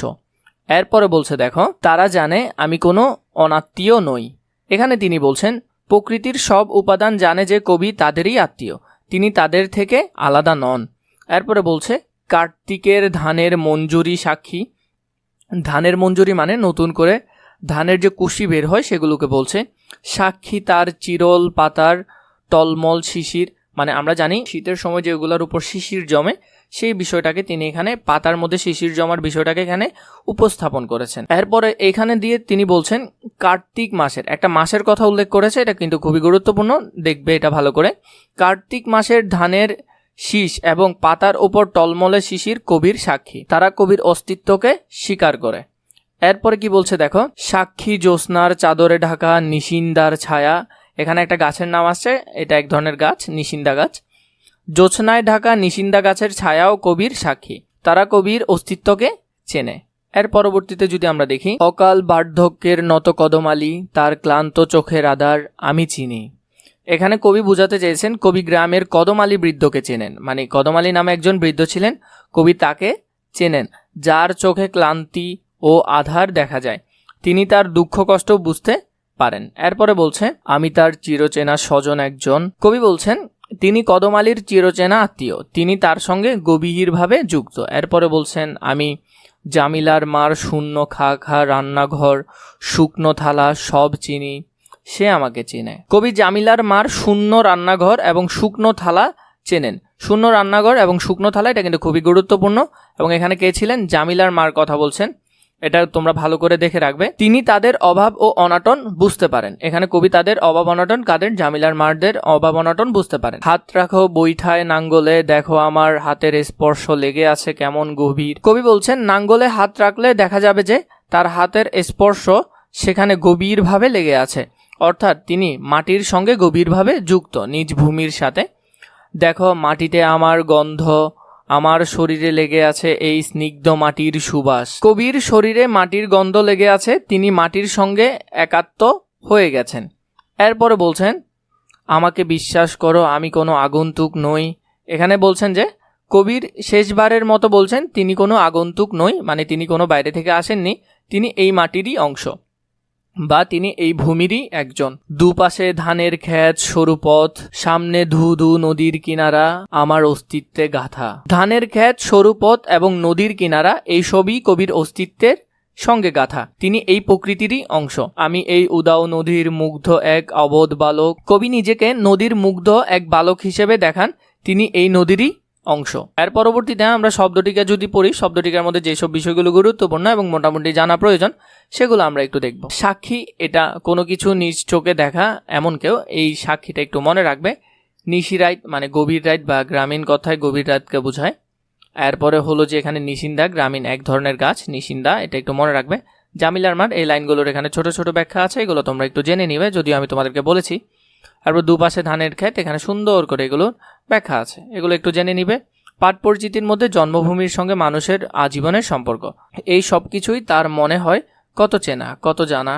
এই যে বিষয়গুলো আছে, এই অংশটা যদি তোমরা ভালো করে পড়ো তাহলে আমার মনে হয় তোমাদের সৃজনশীল আনসার করতে খুবই সুবিধা হবে। চলো আমরা ধারাবাহিকভাবে দেখে নিই, কবিতার প্রতিটি বিষয় আমরা দেখার চেষ্টা করব। আগে আমরা বইয়ের কবি পরিচিতিটা একটু দেখে নিই। শামসুর রহমান 1929 সালের 23 অক্টোবর ঢাকা শহরে জন্মগ্রহণ করেন। তার পৈতৃক নিবাস ছিল নরসিংদী জেলার রায়পুরা থানার পাড়াতলি গ্রামে। পাড়াতলি গ্রামটা একটু মনে রাখবে, যদি এগুলো থেকে খুবই কম প্রশ্ন হয়, সাল রিলেটেড প্রশ্ন খুবই কম হয়। তিনি ঢাকার পগজ স্কুল থেকে মেট্রিক, ঢাকা কলেজ থেকে 1947 সালে ইন্টারমিডিয়েট পাস করেন। তিনি ঢাকা বিশ্ববিদ্যালয় থেকে স্নাতকোত্তর ডিগ্রি লাভ করেন।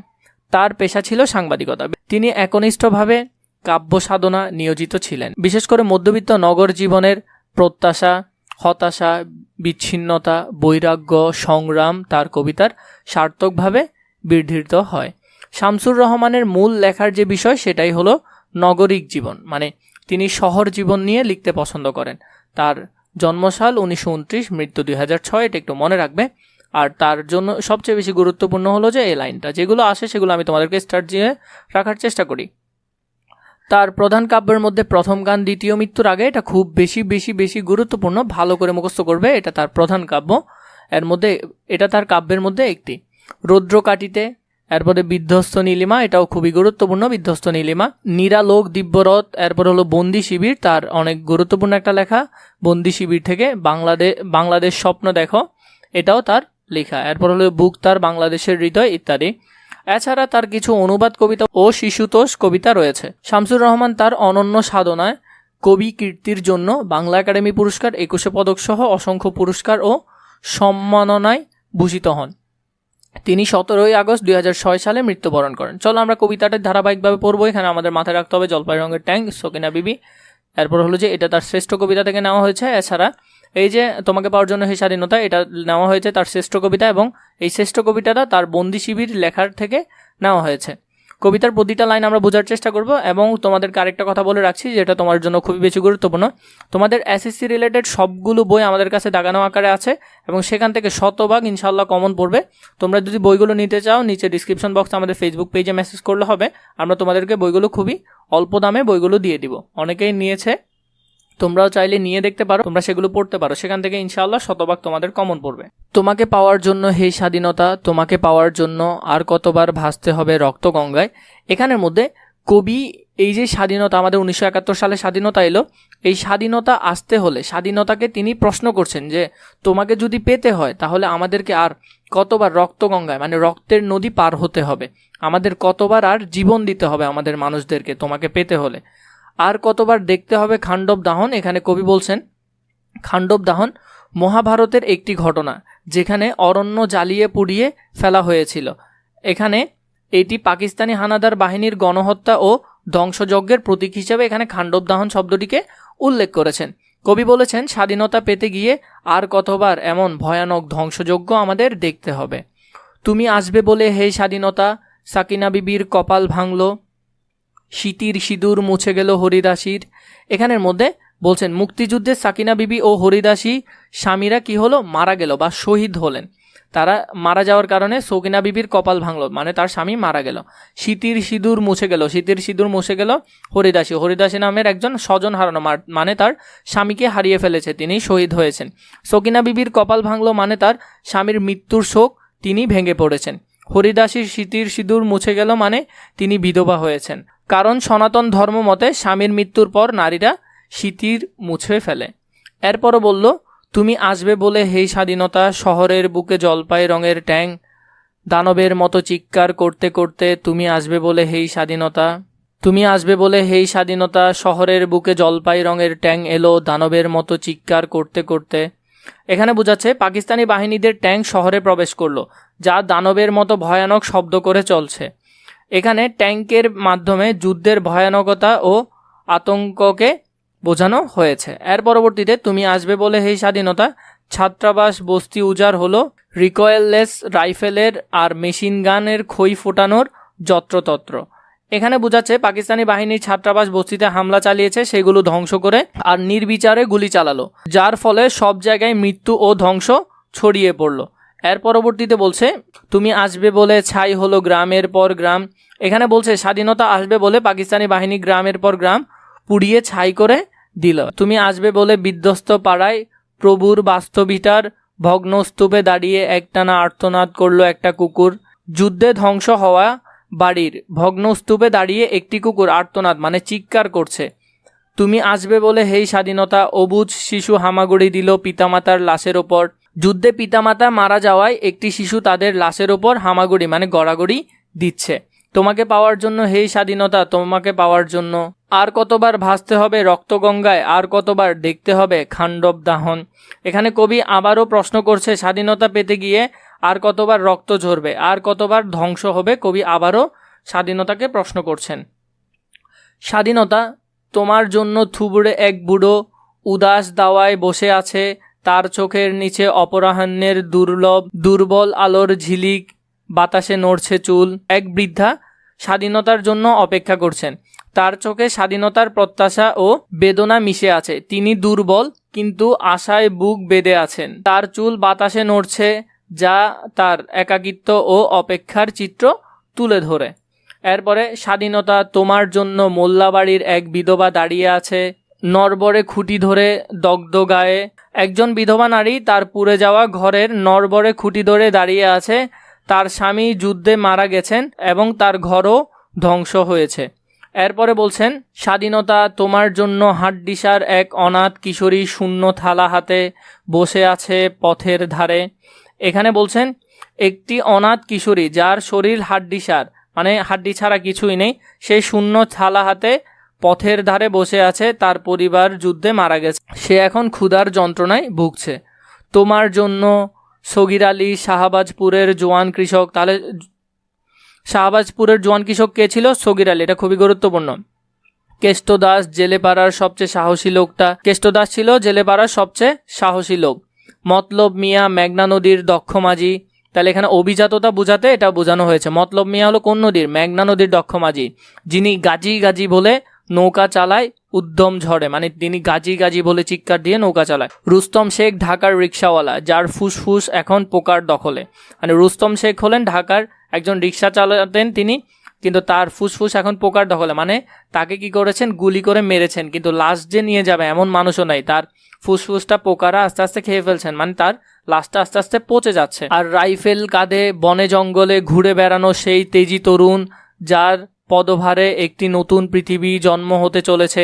মানে তিনি বলছেন যে আমাদের যে মুক্তিবাহিনীরা ছিল তারা যে জঙ্গলে জঙ্গলে ঘুরে বেড়াতেন এবং নতুন এক পৃথিবী, মানে নতুন এক বাংলাদেশকে জন্ম দেওয়ার জন্য, মানে নতুন এক বাংলাদেশকে পাওয়ার জন্য তারা যে বনে জঙ্গলে ঘুরে বেড়াতেন। এরপরে সবাই অধীর প্রতীক্ষা করছেন তোমার জন্য হে স্বাধীনতা, মানে স্বাধীনতার জন্য অনেক প্রতীক্ষা করছেন। পৃথিবীর এক প্রান্ত থেকে অন্য প্রান্তে জ্বলন্ত ঘোষণার ধ্বনি প্রতিধ্বনি তুলে নতুন নিশান উড়িয়ে দামামা বাজিয়ে দিক দিক এই বাংলায় তোমাকে আসতেই হবে হে স্বাধীনতা। কবি বলছেন স্বাধীনতার ঘোষণা, পৃথিবীর এক প্রান্ত থেকে অন্য প্রান্তে ছড়িয়ে পড়বে, নতুন পতাকা উড়বে, বিজয় ধ্বনি বাজবে, বাংলার মাটিতে স্বাধীনতা আসবেই এবং এর মাধ্যমে একটি নতুন সুন্দর পৃথিবী জন্ম হবে। এর পরবর্তীতে শব্দার্থের মধ্যে তোমরা এই যেগুলো দাগানো আছে এগুলো একটু ভালো করে দেখে নিবে এবং আমরা পাঠ পরিচিতিতে চলে যাই। পাঠ পরিচিতির মধ্যে তোমাকে পাওয়ার জন্য হে স্বাধীনতা শীর্ষক কবিতাটি শামসুর রহমানের শ্রেষ্ঠ কবিতা নামক কাব্য থেকে নেওয়া হয়েছে। কবিতাটি কবির বন্দি শিবির নামক কাব্যগ্রন্থের অন্তর্ভুক্ত। স্বাধীনতা শুধু শব্দমাত্র নয়, এটি এমন এক অধিকার যা অনুভব, যা মানুষের জন্মগত। এখানের মধ্যে এই বিষয়গুলো নিয়ে পুরো কবিতা নিয়ে আলোচনা করা হয়েছে। 1971 সালে বাঙালির স্বাধীনতা সংগ্রামের আপাময় বাঙালির মুক্তিযুদ্ধে ঝাঁপিয়ে পড়ে, এই যে বিষয়গুলো আছে এখানে তা বোঝানো হয়েছে। কবিতাটি মুক্তিযুদ্ধের অনবাদ্য সাহিত্যিক দলিল, এটা খুবই গুরুত্বপূর্ণ, ভালো করে দেখবে। বোশেখ লিখেছেন কে? আল মাহমুদ। আল মাহমুদের লেখা কিন্তু অনেক সুন্দর হয়। ইন্টারে আল মাহমুদ যেটি লিখেছে প্রত্যাবর্তনের লজ্জা, সেটি অনেক বেশি সুন্দর। এটি বোশেখ কবিতাটি নিয়েছে কবিতা সমগ্র থেকে, কবির কবিতা সমগ্র কাব্য থেকে বোশেখ কবিতাটি কবি নিয়েছেন। আল মাহমুদের জন্মসাল 1936 এবং মৃত্যুবরণ করে 2019 সালে। আল মাহমুদ 1936 সালে ব্রাহ্মণবাড়িয়া জেলায় মোরাইল গ্রামে জন্মগ্রহণ করে। এটা একটু মনে রাখতে পারো। তার প্রকৃত নাম, এটা কিন্তু মোস্ট ইম্পর্ট্যান্ট, তার প্রকৃত নাম, এটা কিন্তু পরীক্ষায় আসার মতো, মীর আব্দুস শুক্কুর আল মাহমুদ। এই পুরো নামটা মনে রাখবে, এটা হয়তো কিছুটা চেঞ্জ হয়ে এমসিকিউ অপশনে আসতে পারে। তিনি দীর্ঘকাল সাংবাদিকতার পেশার সঙ্গে জড়িত ছিলেন। আর যদি কোনো কবির কিসের সাথে জড়িত ছিলেন সেটা যদি তোমার মনে না থাকে, সাংবাদিকতা দাগায় দিও, কারণ বেশিরভাগ কবি সাংবাদিকতার সাথে জড়িত থাকেন। পরে তিনি বাংলাদেশ শিল্পকলা একাডেমি যোগদান করেন এবং পরিচালক পদ থেকে অবসর গ্রহণ করেন। মানে এই চাকরিতেই তিনি ছিলেন এবং বয়সের শেষ পর্যন্ত, যতদিন না চাকরির মেয়াদ শেষ হয় ততদিন পর্যন্ত ওইখানেই ছিলেন। মুক্তিযুদ্ধ তাকে বিশেষভাবে অনুপ্রাণিত করে, মানে ওই সময়কার বিষয়টা তাকে অনেক বেশি কি করে? অনুপ্রাণিত করে কবিতা লেখার জন্য বা তার বিভিন্ন ধরনের গদ্যপদ্য যেগুলো লিখেছেন সেগুলো লেখার জন্য। স্বাধীনতার পর তিনি দৈনিক গণকণ্ঠ পত্রিকার সম্পাদনা নিযুক্ত হন। তাহলে কোথায়, কোন পত্রিকায়? দৈনিক গণকণ্ঠ, মনে রাখবে নামটা খুব গুরুত্বপূর্ণ। তার কবিতায় লোকজ শব্দের সুনিপুণ প্রয়োগ যেমন লক্ষণীয়, তেমনই রয়েছে ঐতিহ্য প্রীতি। এরপরে এই দুইটা বিষয় আমরা তার কবিতায় মোস্টলি দেখতে পাই, মানে এই দুইটা বিষয় তার কবিতাগুলোতে উঠে আসে। ইন্টারের যে কবিতা আছে প্রত্যাবর্তনের লজ্জা, সেটাও অনেক বেশি সুন্দর, এটাও আমি আমার ইউটিউব চ্যানেলে দিয়ে রেখেছি, তোমরা যখন ইন্টারে যাবে তখন ইনশাল্লাহ দেখে নিও। তার প্রকাশিত কাব্যগ্রন্থ হলো লোকান্তর, কালের কলস, সোনালী কাবিন, এগুলো খুব বেশি গুরুত্বপূর্ণ। লোকান্তর তার কাব্য, কালের কলস তার একটি কাব্য, সোনালী কাবিন অনেক গুরুত্বপূর্ণ একটি কাব্য যেটা বারবার আসে এমসিকিউতে। মায়াবতী পর্দা দুলে ওঠে, আরব্য রজনীর রাজহাঁস, এরপর হলো যে বক্তিয়ারের ঘোড়া, এটি খুব বেশি গুরুত্বপূর্ণ। তার কথা সাহিত্য হলো পানকড়ির রক্ত, পাখির কাছে ফুলের কাছে, এটা হলো তার শিশুতোষ কবিতা, আমরা এটা নিয়ে জানি। চলো আগে কবিতা নিয়ে আমরা একটু ধারণা নিয়ে এরপরে কবিতাটা আমরা ভালো করে বোঝার চেষ্টা করব। দুইভাবে তোমাদেরকে বোঝাবো, একভাবে যদি কারো কষ্ট হয় সে অন্যভাবে সহজে বুঝে নিতে পারবে। আমি প্রথমে তোমাদেরকে প্রতিটা লাইনের ব্যাখ্যা সুন্দর করে দিব, এর পরবর্তীতে আমার কাছে যে লাইনের ব্যাখ্যাগুলো সুনিপুণভাবে লেখা আছে সেগুলো আমি তোমাদেরকে ইনশাল্লাহ দিব। প্রথমে আগে আমরা আমাদের মতো পড়ে নিই। এই কবিতার যেটা বোশেখ যে কবিতাটা, বসে কবিতাটা মোস্টলি লেখা হয়েছে বৈশাখ মাসকে নিয়ে। আমরা জানি বৈশাখ মাসে কি আসে, অনেক বেশি ঝড় তুফান আসে। বৈশাখ মাসে কি আসে, অনেক বেশি ঝড় তুফান আসে, যেমন কালবৈশাখী ঝড় বিশেষ করে আসে। এখন এই কালবৈশাখী ঝড় যে আসে, এই কালবৈশাখী ঝড়ে কি কি হতে পারে? বিভিন্ন গরিব দুঃখী মানুষের ঘর বাড়ি উড়ে যেতে পারে, তাদের যে নৌকাটা আছে ছোট নৌকা সেটার পাল ভেঙে যেতে পারে, তাদের যে চাষাবাদের জমিগুলো আছে সেগুলোর ফসলগুলো পুরোপুরি নষ্ট হয়ে যেতে পারে। তো কবি এখানে আসলে বোঝাতে চাইছেন যে এই যে বৈশাখ মাসের বাতাসটা, এটা আসলে গরিবকেই কেন এত বেশি অত্যাচার করে। কই বড়লোক যারা আছে ওদের যে ঘরগুলো আছে দালানকে তো কোনো কিছু করতে পারে না।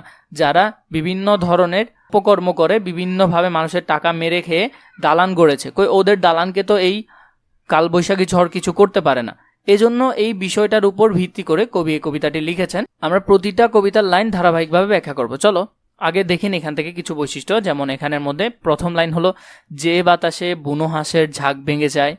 এরপরে এটা হলো যে এই কবিতার প্রথম লাইন বুনো হাঁস, মানে এখানে হলো বুনো হাঁস বলতে কি বোঝাচ্ছে, মানে বন্য কতগুলো হাঁস থাকে যেগুলো উঠতেও পারে, আবার পানিতেও হাঁসের মতো চলাফেরা করতে পারে, মানে এগুলা নিজেদের ধরে বেঁধে পালা সম্ভব হয় না। বৈশাখের বাতাসের ধ্বংসাত্মক রূপ এখানে আমরা দেখতে পাবো। বেগুন গাছ সম্পর্কে আমরা এখান থেকে ধারণা পাচ্ছি। পাখির মধ্যে এখানে টুনটুনি পাখি আছে, আরেকটা পাখি হলো বাবুই পাখি আছে, তাহলে দুইটা পাখি সম্পর্কে ধারণা পেলাম।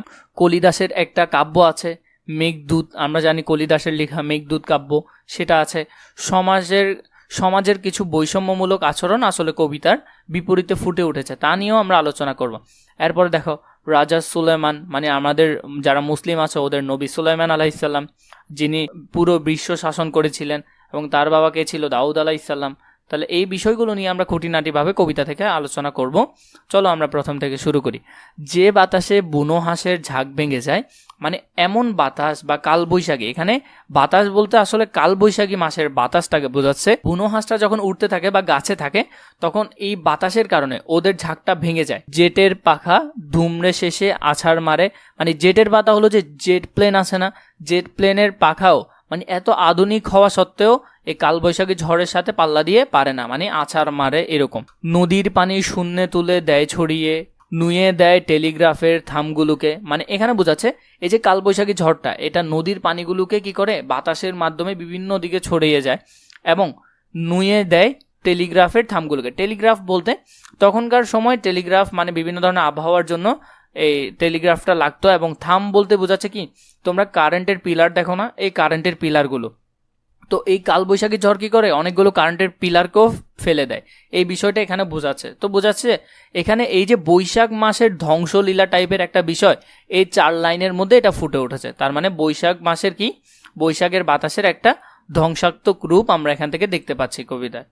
এরপরে সেই পবনের কাছে আমার এই মিনতি, পবন মানে কি বাতাস, আমরা জানি পবন মানে হলো বাতাস। সেই পবনের কাছে আমার এই মিনতি, মানে কবি এখন মিনতি করছেন কার কাছে? বৈশাখ মাসের বাতাসের কাছে। তিষ্ট হওয়া তিষ্ট মহাপ্রতাপশালী, মানে এখানে বোঝাচ্ছে তিষ্ট মানে কি স্থির হওয়া, থেমে যাওয়া, নীরব হওয়া, এমনটা বোঝাচ্ছে।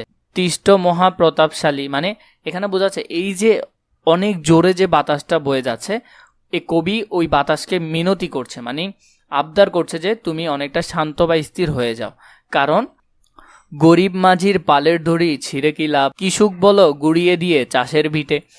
কবি এখানে মিনতি করছে যে এই যে কালবৈশাখী ঝড় আছে ওকে মিনতি করছে যে তুমি স্থির হয়ে যাও, মানে তিষ্ট হয়ে যাও। মানে স্থির হওয়ার কারণ কি? কারণ মহাপ্রতাপশালীর মতো বাতাস বইতেই থাকে, পাল আছে মানে নৌকার পাল, সেটা কি হয়ে যাবে? ছিঁড়ে যাবে।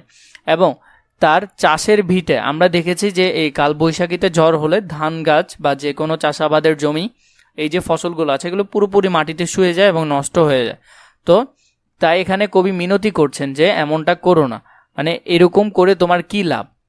এরপরে বলছে দেখো, বেগুন পাতার বাসা ছিঁড়ে টুনটুনিদের উল্টে ফেলে দুঃখী মায়ের ভাতের হাঁড়ি। এখানে দুইটা জিনিস দেখো, বেগুন গাছে বা আমরা বেগুন গাছ বলতে এখানে অনেকগুলো ছোটোখাটো গাছের মধ্যে যে পাখির যে বাসাগুলো থাকে সেগুলো কিন্তু ছিঁড়ে যায় এবং নষ্ট হয়ে যায় এবং উল্টে যায়। যেমন গরিব যে মানুষগুলো আছে ওদের ঘর কিন্তু অত শক্ত হয় না এবং ওদের রসাই ঘরটা ঘরের বাইরে হয়, সেখানে হাঁড়ি পাতিলগুলো কি হয়ে যায়? উল্টে পাল্টে যায়।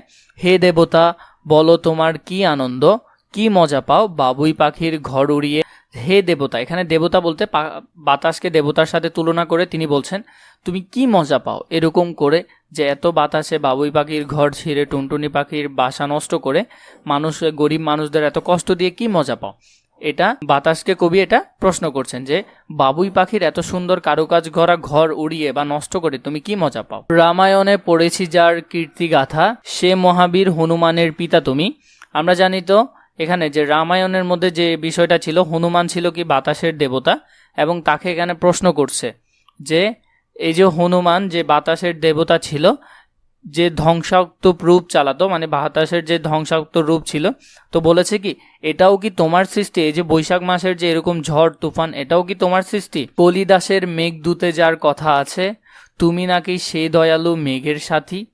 এখানে বলেছে কলিদাসের যে একটা লেখা ছিল মেঘদূত কাব্যগ্রন্থ, এই কাব্যগ্রন্থের মধ্যে লেখা ছিল যে বাতাসকে তিনি একটা আশানুরূপ হিসেবে দেখিয়েছেন। মানে এই যে বাতাস বা মেঘ বা বৈশাখ মাস আসাটা, কারণ আশেপাশে পানির অভাবে একটা হাহাকার থাকে, এই যে পানি আসাটা এটাকে তিনি একটা ভালো দিক হিসেবে দেখেছেন। তো এখানে তাই বলেছে কলিদাসের মেঘদূতে যার কথা আছে, তুমি নাকি সে দয়ালু মেঘের সাথী, মানে তুমি কি তার মতো নাকি, এটা কবি এখানে জিজ্ঞেস করছে। কলিদাসের মেঘদূতে যে বাতাসের কথা আছে, যে বাতাস বা মেঘ আসলে মানুষ আনন্দে আত্মহারা হয়েছে, তো বলছে তুমি কি তার সাথী, মানে বন্ধু। যদি বন্ধু হয়ে থাকো, কবি এখানে কিন্তু প্রশ্ন করছে, যদি বন্ধু হয়ে থাকে তাহলে এত ধ্বংসাত্মক রূপ তুমি কেন দেখাও। এরপর দেখো, তবে এমন নিঠুর কেন হলে বাতাস, উড়িয়ে নিলে গরিব চাষির ঘরের খুঁটি।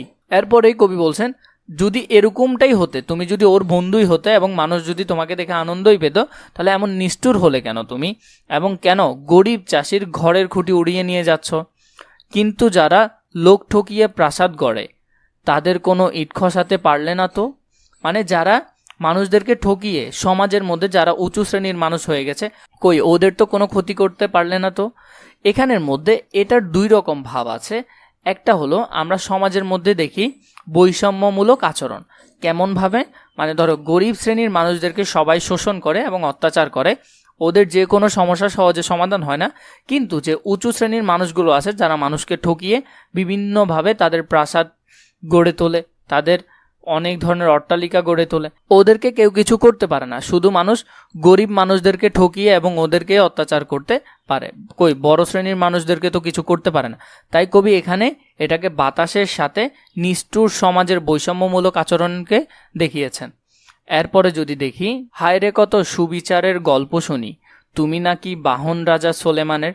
আমরা জানি আমাদের যে নবী ছিলেন সুলাইমান আলাইহিসসালাম, তার বাহন কিন্তু ছিল বাতাস, এবং ওই বাতাস দিয়েই তিনি এক নিমিষে এই জায়গা থেকে অন্য জায়গায় চলে যেতেন। এবং তার সময়কার তার অনেক সুবিচারের গল্প আমরা শুনতাম, কারণ তার সময় তার পুরো, এবং কি ওনার কোনো নির্দিষ্ট সীমানা ছিল না রাজ্যের, পুরো পৃথিবীটাই তার পুরো নিজের দখলে ছিল।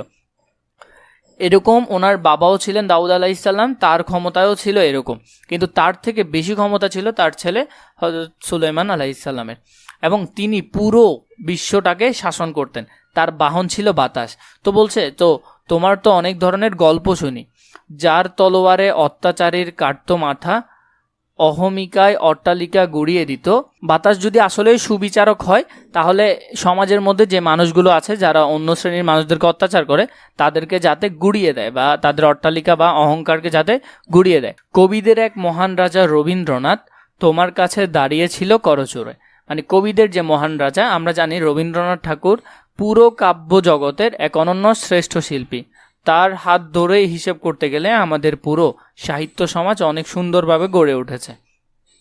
তিনিও বাতাসের সামনে করজোড়ে দাঁড়িয়েছিলেন, এবং কেন দাঁড়িয়েছিলেন তার কথা হলো, যা পুরনো শুকনো মরা অদরকারি কাল বৈশাখের একটি ফুয়ে উড়িয়ে দিতে। মানে যা অদরকারি, যা প্রয়োজন নেই সমাজে, তাকে কি করতে, তাকে উড়িয়ে নিয়ে যেতে, এবং যার একটা নতুন পথ, যা দরকারি তার একটা নতুন পথ সৃষ্টি করে দিতে। এরপর দেখো, ধ্বংস যদি করবে তবে শোনো তুফান। এখন কবি তুফানকে বলছেন বা আহ্বান করছেন যে তোমার যদি ধ্বংস করার ইচ্ছেই থাকে, ধ্বংস করো বিভেদকারী পরগাছাদের। মানে সমাজের মধ্যে যে বিভেদকারী মানুষ যেগুলো আছে, যারা বিভিন্ন আশেপাশের মানুষদেরকে কষ্ট দিয়ে থাকে, অত্যাচার করে থাকে, তাদেরকেই ধ্বংস করো। পরের শ্রমে গড়ছে যারা মস্ত দালান, মানে যারা নিম্ন শ্রেণীর মানুষদেরকে বিভিন্নভাবে শোষণ করে নিজেরা মস্ত বড় দালান গড়ছে, বাড়তি তাদের বাহাদুরি গুড়িয়ে ফেলো। এখানে সমাজের যে অত্যাচারী মানুষ আছে ওদের পতন করতে বলছেন বাতাসকে, যে তোমার যদি ধ্বংস করার ইচ্ছেই থাকে তুমি ওই সব মানুষদেরকে ধ্বংস করে ফেলো। এরপর শব্দটিকার মধ্যে টেলিগ্রাফটা একটু দেখবে, টেলিগ্রাফটার মধ্যে এখানে যে সালটা আছে এটা একটু দেখে নিবে। এরপরে রামায়ণের মধ্যে এখানে যেটা আছে, এরপরে হলো কলিদাসের মেঘদূত কাব্যগ্রন্থ যেটা ছিল সেটা নিয়ে। পাঠ পরিচিতির মধ্যে আমরা যে গুরুত্বপূর্ণ লাইনগুলো দেখতে পাবো সেটা হলো কবি আল মাহমুদের কবিতা সমগ্র থেকে বৈশাখ কবিতাটি সংকলন করা হয়েছে। বাংলাদেশ একটি পরাক্রমশীল মাস বৈশাখ। বাংলার যে 12 মাস আছে এর একটার পর একটা আসে, এরকম একটা হলো বৈশাখ মাস। এই ঋতু নিয়ে ঋতুর কিছু, এই যে ঋতুর সময় যে বৈশাখ মাসে যে কালবৈশাখী ঝড় হয়, এখানে একটা জনপদ কি হয়ে যায়, পুরোপুরি নিস্তেজ হয়ে যায়, মানে লণ্ডভণ্ড করে ফেলে, এই একটা অবস্থা। এরপরে দেখো, এটা যদি পুরোটা পড়ো তোমরা সৃজনশীলের ব্যাখ্যামূলক আনসারটা সহজে করতে পারবে। এই কবিতায় বৈশাখের বিধ্বংসী প্রতীকের মধ্যে দিয়ে অত্যাচারীর অবসান কামনা করেছেন কবি, মানে সমাজ থেকে যাতে এই বাতাসের মতো করে যারা অত্যাচারী আছেন সমাজের মধ্যে তাদেরকে যাতে পুরোপুরি নিস্তেজ করে ফেলে।